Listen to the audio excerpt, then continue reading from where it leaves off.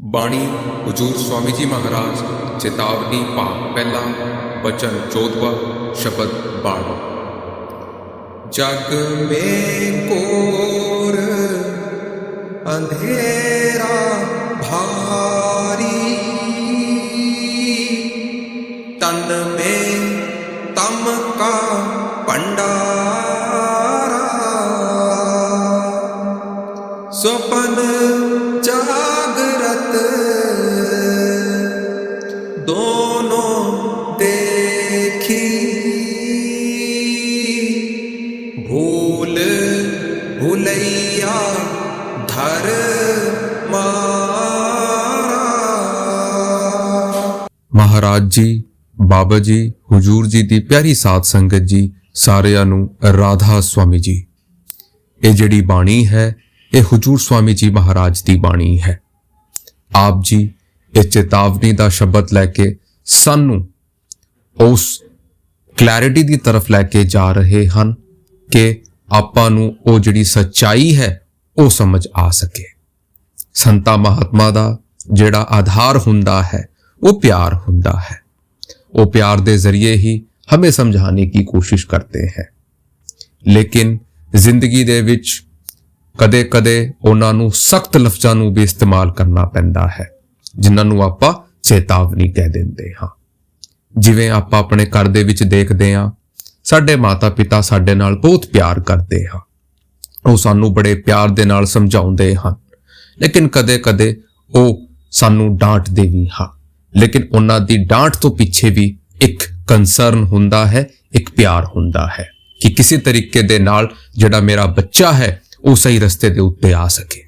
उस प्रकार वो जिहड़ा परम पिता परमेश्वर है, जिन्हां दे आपां सारे बच्चे हां, वो भी सानू कदे कदे सख्त लफ्ज़ां दे उत्ते समझाउण दी कोशिश करता है। ये जो बानी है इहदे विच उन्हां ने पूरा खोल के साडे सामने एक ट्रांसपैरेंसी रखी है कि आपां वेख सकीए कि आपां कित्ते फसे होए हन। शब्द दी आपने शुरुआत की, जग में घोर अंधेरा भारी, तन में तम का भंडारा। ये जिहड़ा संसार है ये अंधेरे दी नींद सुता पिया है। हुण साडे मन दे विच सवाल आऊगा, कुछ सियाणे खड़े हो के कहणगे कि भाई किहड़े अंधेरे दी तुसीं गल कर रहे हो, ये दुनिया तां पूरी चकाचौंध तो भरी हुई है। आपां जे गल करिए कुछ देश तां इहो जे ने जिहड़े पूरी रात जगदे रहिंदे हन, उत्थे लाइटां दी तां कोई कमी नहीं है।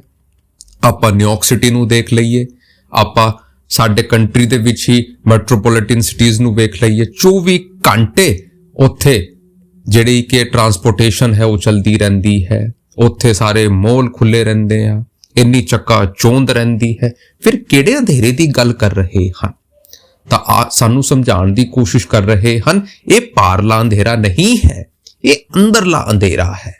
वो अंदरला अंधेरा कित्थे है? वो साडे मन दे विच है। जग में घोर अंधेरा भारी।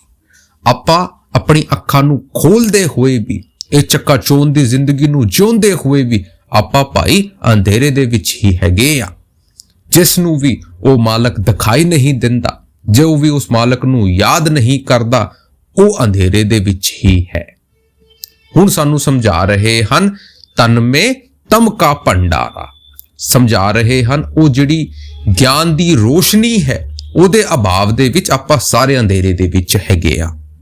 हुण अंधेरा सिर्फ अखां दा नहीं है, वो साडे मन दा है।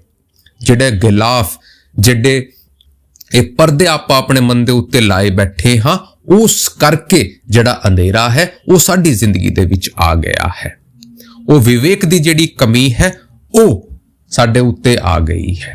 हुण अगे समझा रहे हन कि इस शरीर दे भीतर भी एक अज्ञानता तम का डेरा लगा हुआ है। आपां जागते होइए भावे आपां सुनदे होइए, आपां तां भाई अंधेरे दे गिलाफ दे विच हैगे आ। कह रहे हन, स्वप्न जागरत दोनों देखी, भूल भुलैया धर मारा। कि आपां भावे जागदे होइए भावे सुते होइए, आपां तां अंधेरे दे विच ही हैगे आ। जिन्ना चिर आपां उस एक परमात्मा दी गाथा नहीं गा रहे हन, अपनी सेंस ऑफ डिस्क्रिमिनेशन ਜਿਹੜੀ ਸਾਨੂੰ ਦਿੱਤੀ ਗਈ ਹੈ ਉਹ ਵਿਵੇਕ ਦੀ ਤਾਕਤ ਨੂੰ ਇਸਤੇਮਾਲ ਨਹੀਂ ਕਰ ਰਹੇ ਹਨ। ਆਪਾਂ ਸਾਰੇ ਅੰਧੇਰੇ ਦੇ ਵਿੱਚ ਹੀ ਹੈ। ਇਹ ਸੰਸਾਰ ਜਿਹੜੀ ਹੈ ਇੱਕ ਭੂਲ ਭੁਲਈਆ ਹੈ। ਆਪਾਂ ਲਖਨਊ ਦੇ ਇਮਾਮਬਾੜੇ ਦਾ ਐਗਜ਼ਾਮਪਲ ਲੈਂਦੇ ਆ। ਉੱਥੇ ਜੇ ਕੋਈ ਬਿਨਾਂ ਗਾਈਡ ਤੋਂ ਇੱਕ ਸੁਰੰਗ ਦੇ ਵਿੱਚ ਘੁਸ ਜਾਵੇ, ਪਾਰ ਨਹੀਂ ਨਿਕਲ ਸਕਦਾ। ਫਿਰ ਕੋਈ ਸਿਆਣਾ ਆਂਦਾ ਹੈ ਜਿਨ੍ਹਾਂ ਨੂੰ ਉਸ ਰਸਤੇ ਦਾ ਪਤਾ ਹੁੰਦਾ ਹੈ, ਫਿਰ ਉਹ ਸਾਨੂੰ ਡਾਇਰੈਕਸ਼ਨ ਦਿੰਦਾ ਹੈ, ਫਿਰ ਆਪਾਂ ਕਿਤੇ ਐਗਜ਼ਿਟ ਦੀ ਤਰਫ ਪਹੁੰਚਦੇ ਆ। ਉਹੀ ਸੰਸਾਰ ਦਾ ਐਗਜ਼ਾਮਪਲ ਲੈ ਕੇ ਸਾਨੂੰ ਸਮਝਾਉਣ ਦੀ ਕੋਸ਼ਿਸ਼ ਕਰ ਰਹੇ ਹਨ ਕਿ ਭਾਈ ਇਹ ਜਿਹੜਾ ਸੰਸਾਰ ਹੈ ਇਹ ਭੂਲ ਭੁਲਈਆ ਹੈ। ਇਹਦੇ ਵਿੱਚ ਆਪਾਂ ਸਾਰੇ ਫਸ ਗਏ ਹਨ। ਆਪਾਂ ਨੇ ਐਂਟਰੀ ਤਾਂ ਕਰ ਲਿੱਤੀ, ਲੇਕਿਨ ਆਪਾਂ ਇੱਥੇ ਤੋਂ ਐਗਜ਼ਿਟ ਨਹੀਂ ਕਰ ਪਾ ਰਹੇ ਹਨ, ਇੱਥੇ ਹੀ ਫਸੇ ਹੋਏ ਹਨ ਤੇ ਬਾਰ-ਬਾਰ ਆਪਾਂ ਜਨਮ ਲੈ ਕੇ ਇੱਥੇ ਹੀ ਆ ਰਹੇ ਹਨ। ਹੁਣ ਸਾਰੀ ਜ਼ਿੰਦਗੀ ਆਪਾਂ ਸੋਚਦੇ ਆ ਕਿ ਇੱਥੇ ਤੋਂ ਆਪਣੀ ਮਤ ਦੇ ਅਨੁਸਾਰ, ਆਪਣੀ ਜਿਹੜੀ ਕਿ ਸਾਡੇ ਕੋਲ ਇੰਟੈਲੈਕਚੁਅਲ ਹੈ ਉਹਦੇ ਨਾਲ ਆਪਾਂ ਨਿਕਲ ਜਾਣਗੇ, ਨਹੀਂ ਨਿਕਲ ਸਕਦੇ। ਜਿੰਨਾ ਚਿਰ ਉਸ ਮਾਲਕ ਦੀ ਬਖਸ਼ਿਸ਼ ਨਾ ਹੋਵੇ, ਉਹ ਸਾਡਾ ਗਾਈਡ ਬਣ ਕੇ, ਮਾਰਗਦਰਸ਼ਕ ਬਣ ਕੇ ਸਾਡੇ ਸਾਹਮਣੇ ਨਾ ਆਵੇ, ਤਦ ਤੱਕ ਇਹ ਜਿਹੜਾ ਚੱਕਰ ਹੈ ਇਹ ਛੂਟ ਨਹੀਂ ਸਕਦਾ। ਆਪਾਂ ਬੁਰੀ ਤਰੀਕੇ ਦੇ ਨਾਲ ਫਸ ਚੁੱਕੇ ਹਾਂ। ਇਹ ਜਿਹੜਾ ਅੰਧੇਰਾ ਹੈ ਇਹ ਦਿਨ ਪਰ ਦਿਨ, ਸਾਲ ਦਰ ਸਾਲ ਵੱਧਦਾ ਹੀ ਜਾ ਰਿਹਾ ਹੈ, ਕਿਉਂਕਿ ਆਪਾਂ ਉਹ ਚਾਂਦਣ ਨੂੰ ਲੱਭਣ ਦੀ ਕੋਸ਼ਿਸ਼ ਹੀ ਨਹੀਂ ਕਰ ਰਹੇ ਹਨ। ਤਾਂ ਕਰਕੇ ਸਾਨੂੰ ਸਮਝਾ ਰਹੇ ਹਨ ਕਿ ਅਗਿਆਨਤਾ ਦਾ ਅੰਧੇਰਾ ਹੈ। ਇਹ ਉਸ ਮੋਹ, ਉਸ ਅਹੰਕਾਰ ਦਾ ਅੰਧੇਰਾ ਹੈ ਜਿਹਦੇ ਵਿੱਚ ਫਸ ਕੇ ਆਪਾਂ ਉਸ ਮਾਲਕ ਨੂੰ ਭੁੱਲ ਕੇ ਬੈਠ ਗਏ ਹਨ। ਆਪਾਂ ਉਸ ਪ੍ਰਕਾਸ਼ ਨੂੰ ਦੇਖਣਾ ਹੀ ਨਹੀਂ ਚਾਹੁੰਦੇ, ਜਿਹੜਾ ਪ੍ਰਕਾਸ਼ ਸੱਚਾ ਹੈ, ਜਿਹੜਾ ਕਿ 24 ਘੰਟੇ ਸਾਡੇ ਅੰਦਰ ਜਗ ਰਿਹਾ ਹੈ। ਆਪਾਂ ਤਾਂ ਉਹਨਾਂ ਨੂੰ ਵੇਖਣਾ ਹੀ ਨਹੀਂ ਚਾਹੁੰਦੇ। ਹੁਣ ਅਗਲੀ ਕੜੀ ਦੇ ਵਿੱਚ ਸਾਨੂੰ ਕੀ ਸਮਝਾ ਰਹੇ ਹਨ, ਧਿਆਨ ਦੇ ਨਾਲ ਸੁਣੋ ਜੀ। जीव अचान भया परदेसी, देश बिसर गया निज सारा, फिरे भटकता खान खान में, जूनी जून विच जग मारा। ਹੁਣ ਇਸ ਕੜੀ ਦੇ ਵਿੱਚ ਸਾਡੇ ਸਾਹਮਣੇ ਉਹ ਟਰੈਵਲਿੰਗ ਸਿਚੁਏਸ਼ਨ ਰੱਖ ਰਹੇ ਹਨ। ਦੇਖੋ, ਜਿਵੇਂ ਆਪਾਂ ਕਿਤੇ ਘੁੰਮਣ ਜਾਂਦੇ ਆ, ਗਰਮੀਆਂ ਦੀ ਛੁੱਟੀਆਂ ਦੇ ਵਿੱਚ, ਸਰਦੀਆਂ ਦੀ ਛੁੱਟੀਆਂ ਦੇ ਵਿੱਚ ਆਪਾਂ ਕਿਤੇ ਚਲੇ ਜਾਂਦੇ ਹਾਂ, ਲੇਕਿਨ ਜੇ ਆਪਾਂ ਜਿੱਥੇ ਜਾਂਦੇ ਹਾਂ ਉਸ ਨੂੰ ਹੀ ਆਪਣਾ ਸੱਚਾ ਘਰ ਮੰਨ ਕੇ ਬੈਠ ਜਾਵੇ ਕਿ ਮੈਂ ਤਾਂ ਇੱਥੇ ਸ਼ਿਮਲਾ ਘੁੰਮਣ ਆਇਆ ਹਾਂ, ਇਹੀ ਮੇਰਾ ਸੱਚਾ ਘਰ ਹੈ, ਤਾਂ ਕੋਈ ਸਾਨੂੰ ਸਿਆਣਾ ਕਹੂਗਾ? ਫਿਰ ਸਾਨੂੰ ਯਾਦ ਆਉਂਦਾ ਹੈ, ਨਹੀਂ ਭਾਈ, ਆਪਾਂ ਤਾਂ ਇੱਥੇ ਸਿਰਫ ਘੁੰਮਣ ਆਏ ਸੀ, ਲੇਕਿਨ ਬਾਅਦ ਚ ਜਦ ਛੁੱਟੀਆਂ ਖਤਮ ਹੋ ਜਾਣਗੀਆਂ ਆਪਾਂ ਨੇ ਆਪਣੇ ਘਰ ਜਾਣਾ ਹੈ। ਜੇ ਇਨਸਾਨ ਇਸ ਦੁਨੀਆ ਦੇ ਵਿੱਚ ਰਹਿੰਦੇ ਹੋਏ ਉਹਨਾਂ ਨੂੰ ਅਹਿਸਾਸ ਹੈ ਕਿ ਮੇਰਾ ਘਰ ਕਿਹੜਾ ਹੈ, ਤਾਂ ਭਾਈ ਫਿਰ ਜਿਹੜਾ ਅਸਲ ਘਰ ਹੈ, ਉਹ ਜਿਹੜਾ ਸੱਚਖੰਡ ਹੈ, ਉਸ ਨੂੰ ਆਪਾਂ ਕਿਵੇਂ ਭੁੱਲ ਗਏ? ਉਹੀ ਸਾਨੂੰ ਸਮਝਾ ਰਹੇ ਹਨ, ਜੀਵ ਅਗਿਆਨ ਭਇਆ ਪਰਦੇਸੀ, ਦੇਵ ਬਿਸਰ ਗਿਆ ਨਿਸਸਾਰਾ, ਫਿਰੇ ਭਟਕਤਾ ਖਾਨ ਖਾਨ ਮੇ, ਜੂਨ ਜੂਨ ਵਿੱਚ ਝਕ ਮਾਰਾ। ਹੁਣ ਸਾਨੂੰ ਸਮਝਾ ਰਹੇ ਹਨ ਕਿ ਆਤਮਾ ਜਿਹੜੀ ਹੈ ਉਹ ਵਾਸਤਵ ਦੇ ਵਿੱਚ ਸੱਚਖੰਡ ਦੀ ਨਿਵਾਸੀ ਹੈ, ਹਮਵਾਸੀ ਉਸ ਦੇਸ਼ ਕੇ, ਜਿੱਥੇ ਉਹ ਮਾਲਕ ਰਹਿੰਦਾ ਹੈ। ਆਪਾਂ ਉਸ ਦੇਸ਼ ਦੇ ਵਾਸੀ ਹਾਂ। ਇਹ ਦੇਸ਼ ਸਾਡਾ ਦੇਸ਼ ਨਹੀਂ, ਇਹ ਮੁਲਕ ਸਾਡਾ ਮੁਲਕ ਨਹੀਂ, ਇਹ ਜਾਤ ਸਾਡੀ ਜਾਤ ਨਹੀਂ, ਇਹ ਧਰਮ ਸਾਡਾ ਧਰਮ ਨਹੀਂ। ਸਾਨੂੰ ਸਮਝਾ ਰਹੇ ਹਨ ਕਿ ਜੀਵ ਅਗਿਆਨ ਭਇਆ ਪਰਦੇਸੀ, ਕਿ ਆਪਾਂ ਤਾਂ ਉਸ ਅਮਰ ਲੋਕ ਦੇ ਵਾਸੀ ਹਨ। ਇੱਥੇ ਆ ਕੇ ਆਤਮਾ ਨੇ ਸਰੀਰ ਦੇ ਵਿੱਚ ਆ ਕੇ ਆਪਣੀ ਜਿਹੜੀ ਹਸਤੀ ਹੈ ਉਹਨੂੰ ਭੁਲਾ ਕੇ ਬੈਠ ਗਈ। ਇਹਦੇ ਵਿੱਚ ਇਸ ਤਰੀਕੇ ਦੇ ਨਾਲ ਮਿਲ ਗਈ ਕਿ ਆਪਣਾ ਜਿਹੜਾ ਸੂਖਸ਼ਮ ਆਇਡੈਂਟੀਟੀ ਹੈ, ਆਪਣੀ ਜਿਹੜੀ ਪਿਓਰਿਟੀ ਹੈ, ਉਹਨੂੰ ਭੁੱਲ ਕੇ ਬਹਿ ਗਈ ਤੇ ਮਨ ਦੇ ਲਾਗੇ ਲੱਗ ਕੇ ਇਸ ਸਰੀਰ ਨੂੰ ਹੀ ਆਪਣਾ ਸੱਚਾ ਘਰ ਬਣ ਕੇ ਬੈਠ ਗਈ। ਜਿਵੇਂ ਕੋਈ ਆਪਾਂ ਸ਼ਹਿਜ਼ਾਦੇ ਦੀ ਗੱਲ ਕਰਦੇ ਹਾਂ, ਜੇ ਕੋਈ ਸ਼ਹਿਜ਼ਾਦਾ ਆਪਣੇ ਘਰ ਦਾ ਰਸਤਾ ਭੁੱਲ ਕੇ ਕਿਸੇ ਭਿਕਾਰੀਆਂ ਦੀ ਬਸਤੀ ਦੇ ਵਿੱਚ ਜਾ ਕੇ ਰਹਿਣ ਲੱਗੇ, ਤਾਂ ਕੀ ਆਪਾਂ ਉਹਨਾਂ ਨੂੰ ਸਿਆਣਾ ਕਹਿਣਗੇ ਕਿ ਭਾਈ ਤੂੰ ਸ਼ਹਿਜ਼ਾਦਾ ਹੈ, ਤੂੰ ਕਿਵੇਂ ਬਸਤੀ ਦੇ ਵਿੱਚ ਰਹਿਣ ਲੱਗਾ? ਤੂੰ ਆਪਣਾ ਘਰ ਭੁੱਲ ਗਿਆ ਹੈ ਤਾਂ ਇਹ ਤਾਂ ਨਹੀਂ ਕਿ ਤੂੰ ਸੋਚੇ ਕਿ ਹੁਣ ਮੈਂ ਘਰ ਨਹੀਂ ਲੱਭ ਸਕਦਾ ਤਾਂ ਇੱਥੇ ਹੀ ਰਹਿਣਾ ਸ਼ੁਰੂ ਕਰ ਦੇਵਾਂ। ਨਹੀਂ, ਤੈਨੂੰ ਆਪਣੇ ਘਰ ਦੀ ਤਰਫ ਜਾਣਾ ਹੈ, ਜਿੱਥੇ ਦਾ ਤੂੰ ਅਸਲ ਵਾਸੀ ਹੈ। ਉਹੀ ਸਾਨੂੰ ਸਮਝਾ ਰਹੇ ਹਨ ਕਿ ਉਹੀ ਹਾਲਤ ਜੀਵ ਕੀ ਹੈ। ਆਪਾਂ 84 ਲੱਖ ਜੂਨੀਆਂ ਦੇ ਵਿੱਚ ਇਹੋ ਜਿਹਾ ਭਟਕ ਰਹੇ ਹਨ ਕਿ ਆਪਾਂ ਤਾਂ ਆਪਣੇ ਘਰ ਦੀ ਯਾਦ ਨੂੰ ਹੀ ਭੁੱਲ ਕੇ ਬਹਿ ਗਏ ਹਾਂ। ਮਹਾਰਾਜ ਜੀ ਸਾਨੂੰ ਸਮਝਾ ਰਹੇ ਹਨ ਕਿ ਜਿਵੇਂ ਮੱਛਲੀ ਪਾਣੀ ਤੋਂ ਬਿਨਾਂ ਤੜਪਦੀ ਹੈ, ਚੱਕ ਮਾਰਨਾ, ਵੈਸੇ ਹੀ ਇਹ ਜਿਹੜਾ ਜੀਵ ਹੈ ਇਹ ਸ਼ਾਂਤੀ ਦੀ ਤਲਾਸ਼ ਦੇ ਵਿੱਚ ਤਰਪਦਰ ਭਟਕ ਰਿਹਾ ਹੈ, ਪਰ ਇਹਨਾਂ ਨੂੰ ਸ਼ਾਂਤੀ ਨਹੀਂ ਮਿਲ ਰਹੀ। ਹੁਣ ਤੁਸੀਂ ਦੇਖੋ, ਚਲੋ ਮੰਨ ਕੇ ਵੀ ਆਪਾਂ ਚੱਲੀਏ ਕਿ ਆਪਾਂ ਇਸ ਧਰਤੀ ਨੂੰ ਵੀ ਆਪਣਾ ਘਰ ਮੰਨ ਰਹੇ ਹਾਂ, ਤਾਂ ਭਾਈ ਕੀ ਆਪਾਂ ਇੱਥੇ ਉਹ ਸੈਂਸ ਆਫ ਟ੍ਰੈਂਕੁਇਲਿਟੀ ਜਿਹੜੀ ਹੈ, ਉਹ ਜਿਹੜੀ ਸ਼ਾਂਤੀ ਹੈ, ਕਿ ਆਪਾਂ ਉਹਦੇ ਵਿੱਚ ਜੀ ਰਹੇ ਹਨ? ਆਪਾਂ ਜਦ ਅੱਜ ਤੁਸੀਂ ਦੇਖੋ ਇੰਨਾ ਡਿਪਰੈਸ਼ਨ ਦੀ ਬਿਮਾਰੀ ਵੱਧ ਗਈ ਹੈ, ਇੰਨੀ ਐਂਜ਼ਾਈਟੀ ਦੀ ਬਿਮਾਰੀ ਵੱਧ ਗਈ ਹੈ, ਲੋਕੀ ਸ਼ਾਮ ਨੂੰ ਗੋਲੀ ਲੈ ਕੇ ਸੋ ਰਹੇ ਹਨ, ਸਵੇਰੇ ਉੱਠਣ ਤੋਂ ਬਾਅਦ ਗੋਲੀ ਲੈ ਰਹੇ ਹਨ। ਆਪਾਂ ਸਾਰਾ ਦਿਨ ਸੋਚ ਦੇ ਵਿੱਚ ਰਹਿੰਦੇ ਆ, ਤਾਂ ਆਪਾਂ ਨੂੰ ਸ਼ਾਂਤੀ ਮਿਲ ਗਈ? ਆਪਾਂ ਨੂੰ ਤਾਂ ਇੱਥੇ ਵੀ ਸ਼ਾਂਤੀ ਨਹੀਂ ਮਿਲੀ। ਚਲੋ ਫਿਰ ਆਪਾਂ ਹੋਰ ਵਧੇ, ਆਪਾਂ ਨੇ ਸੋਚਿਆ ਕਿ ਧਨ ਦੌਲਤ ਇਕੱਠਾ ਕਰ ਲਵਾਂਗੇ, ਮਾਨ ਵਡਿਆਈ ਇਕੱਠੀ ਕਰ ਲਵਾਂਗੇ ਤਾਂ ਸਾਨੂੰ ਸ਼ਾਂਤੀ ਮਿਲ ਜਾਊਗੀ। ਤਾਂ ਤੁਸੀਂ ਵੇਖ ਲਓ ਆਪਣੇ ਆਲੇ ਦੁਆਲੇ, ਵੱਡੇ ਤੋਂ ਵੱਡੇ ਪੋਲੀਟੀਸ਼ੀਅਨ ਹੋਵੇ, ਵੱਡੇ ਤੋਂ ਵੱਡਾ ਕੋਈ ਬਿਜ਼ਨਸਮੈਨ ਹੋਵੇ, ਕੋਈ ਐਕਟਰ ਐਕਟ੍ਰੈਸਿਸ ਹੋਵੇ, ਸੈਲੀਬ੍ਰਿਟੀ ਹੋਵੇ, ਕਿ ਉਹਨਾਂ ਨੂੰ ਸ਼ਾਂਤੀ ਮਿਲ ਗਈ? ਕੋਈ ਡਾਈਵੋਰਸ ਦੇ ਵਿੱਚ ਫਸਿਆ ਹੋਇਆ ਹੈ, ਕਿਸੇ ਦਾ ਵਿਆਹ ਨਹੀਂ ਹੋ ਰਿਹਾ ਹੈ, ਕਿਸੇ ਨੂੰ ਆਪਣੀ ਸਕਸੈਸ ਦੀ ਚਿੰਤਾ ਹੈ, ਕੋਈ ਸੁਸਾਈਡ ਕਰ ਰਿਹਾ ਹੈ, ਕੋਈ ਡਿਪਰੈਸ਼ਨ ਦੇ ਵਿੱਚ ਹੈ, ਕਿਸੇ ਨੂੰ ਰਿਹੈਬਿਲਿਟੇਸ਼ਨ ਸੈਂਟਰ ਦੇ ਵਿੱਚ ਜਾਣਾ ਪੈ ਰਿਹਾ ਹੈ। ਤਾਂ ਭਾਈ ਸ਼ਾਂਤੀ ਤਾਂ ਇੱਥੇ ਵੀ ਨਹੀਂ ਮਿਲੀ। ਫਿਰ ਸਾਨੂੰ ਸਮਝ ਆਂਦਾ ਹੈ ਕਿ ਕਿੱਥੇ ਉਹ ਸ਼ਾਂਤੀ ਮਿਲਦੀ ਹੈ, ਕਿਉਂਕਿ ਜੇ ਸਾਡਾ ਘਰ ਨਹੀਂ ਹੈ, ਬੱਚੇ ਜੇ ਪੂਰਾ ਦਿਨ ਖੇਲ ਕੇ ਵੀ ਆਂਦਾ ਹੈ, ਉਹਨੂੰ ਨੀਂਦ ਆਪਣੀ ਮਾਂ ਦੀ ਗੋਦ ਦੇ ਵਿੱਚ ਆਂਦੀ ਹੈ, ਕਿਉਂਕਿ ਉਹ ਉਹਦੀ ਸੱਚਾ ਮਾਂ ਹੈ, ਉਹ ਉਹਨੂੰ ਪਿਆਰ ਕਰਦੀ ਹੈ, ਤਦ ਜਾ ਕੇ ਬੱਚੇ ਨੂੰ ਸ਼ਾਂਤੀ ਮਿਲਦੀ ਹੈ। ਜਦ ਮਾਂ ਆਪਣੇ ਬੱਚੇ ਨੂੰ ਸੀਨੇ ਤੇ ਲਾ ਲੈਂਦੀ ਹੈ, ਉਹ ਬੱਚਾ ਸਾਰੀ ਥਕਾਨ ਭੁਲਾ ਕੇ ਗਹਿਰੀ ਨੀਂਦ ਦੇ ਵਿੱਚ ਆਪਣੀ ਮਾਂ ਦੇ ਗੋਦ ਦੇ ਵਿੱਚ ਸੋ ਜਾਂਦਾ ਹੈ। ਤਾਂ ਆਪਾਂ ਵੀ ਭਾਈ ਆਪਣੇ ਘਰ ਤੋਂ ਵਿਮੁਖ ਹਾਂ, ਤਾਂ ਕਰਕੇ ਆ ਸਾਨੂੰ ਸ਼ਾਂਤੀ ਨਹੀਂ ਮਿਲ ਰਹੀ ਹਨ। ਸਾਡੇ ਜ਼ਿੰਦਗੀ ਦੇ ਵਿੱਚ ਇਹ ਸ਼ੋਰ ਜਿਹੜਾ ਹੈ ਸਾਡੇ ਕੰਨਾਂ ਦੇ ਵਿੱਚ ਵੱਜ ਰਿਹਾ ਹੈ, ਆਪਾਂ ਤਾਂ ਉਸ ਮਾਲਕ ਦੀ ਜਿਹੜੀ ਧੁਨ ਹੈ, ਜਿਹੜੀ ਰੋਸ਼ਨੀ ਹੈ, ਉਹਨੂੰ ਵੀ ਨਹੀਂ ਦੇਖ ਪਾ ਰਹੇ ਹਨ, ਤੇ ਜੂਨੀ ਜੂਨ ਭਟਕਦੇ ਜਾ ਰਹੇ ਹਨ। ਕਦੇ ਇਸ ਜੂਨ ਦੇ ਵਿੱਚ, ਕਦੇ ਉਸ ਜੂਨ ਦੇ ਵਿੱਚ। ਆਪਾਂ ਨੂੰ ਤਾਂ ਅਹਿਸਾਸ ਹੀ ਨਹੀਂ ਹੈ ਕਿ ਆਪਾਂ ਕਿਤਨੀ ਵਾਰੀ ਜਨਮ ਲੈ ਲਿੱਤਾ ਤੇ ਆਪਾਂ ਨੇ ਕਿੰਨੀ ਵਾਰੀ ਇੱਥੇ ਤੋਂ ਆਪਾਂ ਮਰ ਚੁੱਕੇ ਹਾਂ। ਆਪਾਂ ਨੂੰ ਤਾਂ ਅਹਿਸਾਸ ਹੀ ਨਹੀਂ ਹੈ। ਤਾਂ ਕਰਕੇ ਸਾਨੂੰ ਸਮਝਾ ਰਹੇ ਹਨ, ਜੀਵ ਅਗਿਆਨ ਭਇਆ ਪਰਦੇਸੀ। ਸਾਡੀ ਹਾਲਤ ਤਾਂ ਪਰਦੇਸੀ ਵਾਂਗੂ ਹੋ ਗਈ ਹੈ। ਹੁਣ ਅਗਲੀ ਕੜੀ ਦੇ ਵਿੱਚ ਸਾਨੂੰ ਕੀ ਸਮਝਾ ਰਹੇ ਹਨ, ਧਿਆਨ ਦੇ ਨਾਲ ਸੁਣੋ ਜੀ। ਤਮ ਤਮ ਦੁਖੀ कष्ट बहुत भोगे, सुने कौन अब बहुहारा,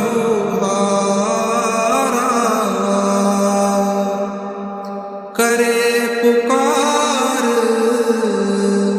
कारगार नाही, पड़े नरक में जम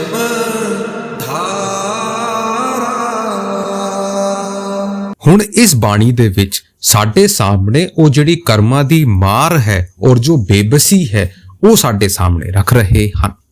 ਦਮ ਦਮ ਦੁੱਖ ਕਸ਼ਟ ਬਹੁਤ ਭੋਗੇ, ਸੁਨੇ ਕੌਣ ਅਬ ਬਹੁਆਰਾ।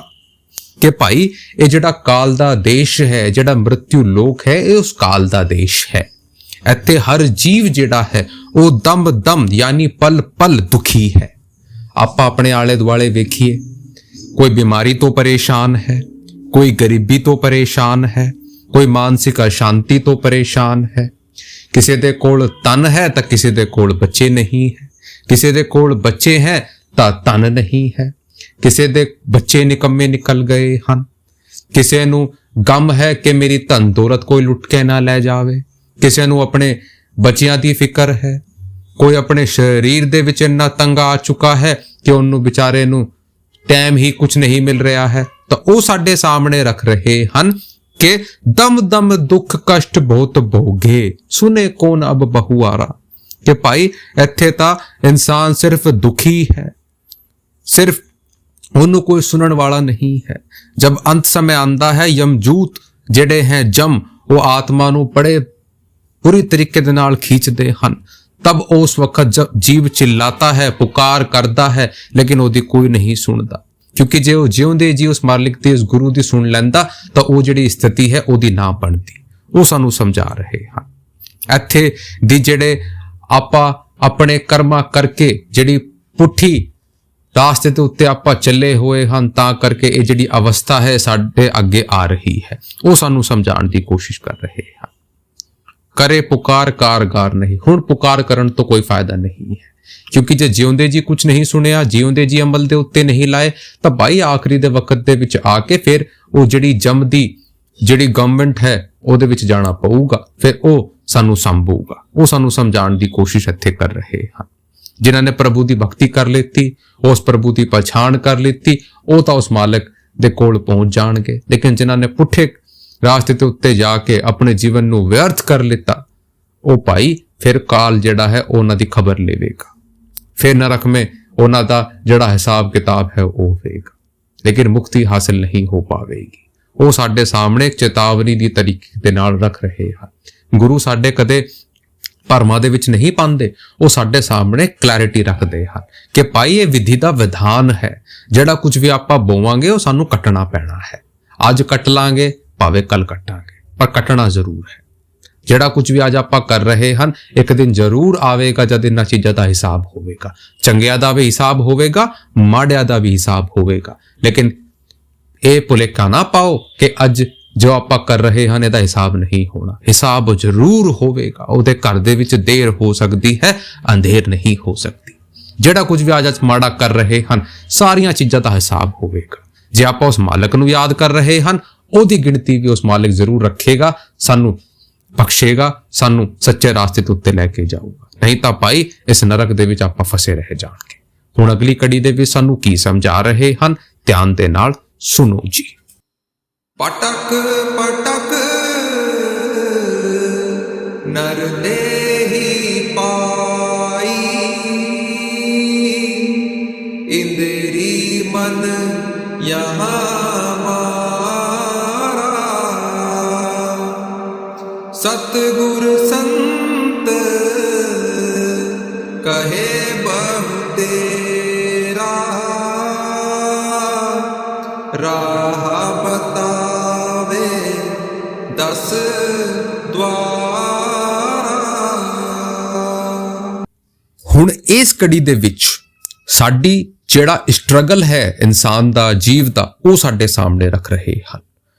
ਅਟਕ ਭਟਕ ਨਰ ਦੇਹੀ ਪਾਈ, ਇੰਦਰੀ ਮਨ ਯਹਾਂ ਮਾਰਾ, ਸਤਗੁਰ ਸੰਤ ਕਹੇ ਬਹੁ ਤੇਰਾ, ਰਾਹ ਬਤਾਵੇ 10 ਦਵਾਰਾ। ਹੁਣ ਸਾਨੂੰ ਸਮਝਾ ਰਹੇ ਹਨ ਕਿ ਪਟਕ ਪਟਕ ਆਪਾਂ ਨਰਦੇਹੀ ਪਾਈ ਹੈ। ਆਪਾਂ ਸੋਚ ਰਹੇ ਹਨ ਕਿ ਆਪਾਂ ਨੇ ਇਹ ਜਿਹੜਾ ਸਰੀਰ ਹੈ ਇਹ ਸਾਡੀ ਮੰਗ ਨੂੰ ਕਰਕੇ ਮਿਲ ਗਿਆ ਹੈ, ਕਿ ਆਪਾਂ ਨੇ ਮੰਗਿਆ ਹੋਣਾ ਤਾਂ ਕਰਕੇ ਸਾਨੂੰ ਮਿਲ ਗਿਆ।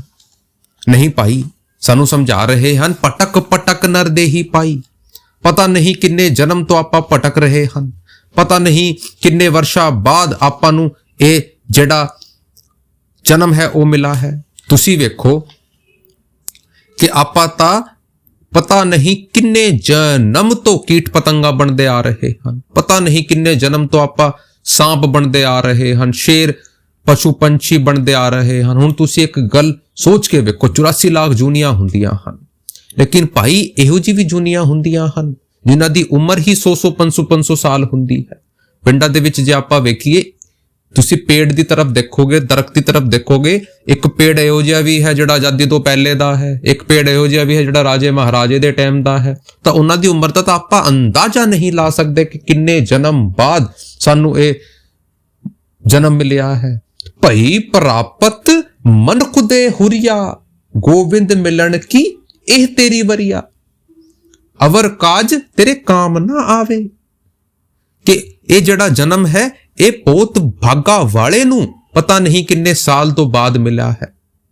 ਗੋਬਿੰਦ ਮਿਲਣ ਕੀ ਇਹ ਤੇਰੀ ਵਰੀਆ, ਕਿ ਉਸ ਗੋਬਿੰਦ ਨੂੰ ਮਿਲਣ ਦਾ ਜਿਹੜਾ ਚਾਂਸ ਹੈ, ਜਿਹੜੀ ਉਹ ਓਪਰਚੁਨਿਟੀ ਹੈ, ਉਹ ਭਾਈ ਇਸ ਜਾਮੇ ਦੇ ਵਿੱਚ ਹੀ ਹੈ।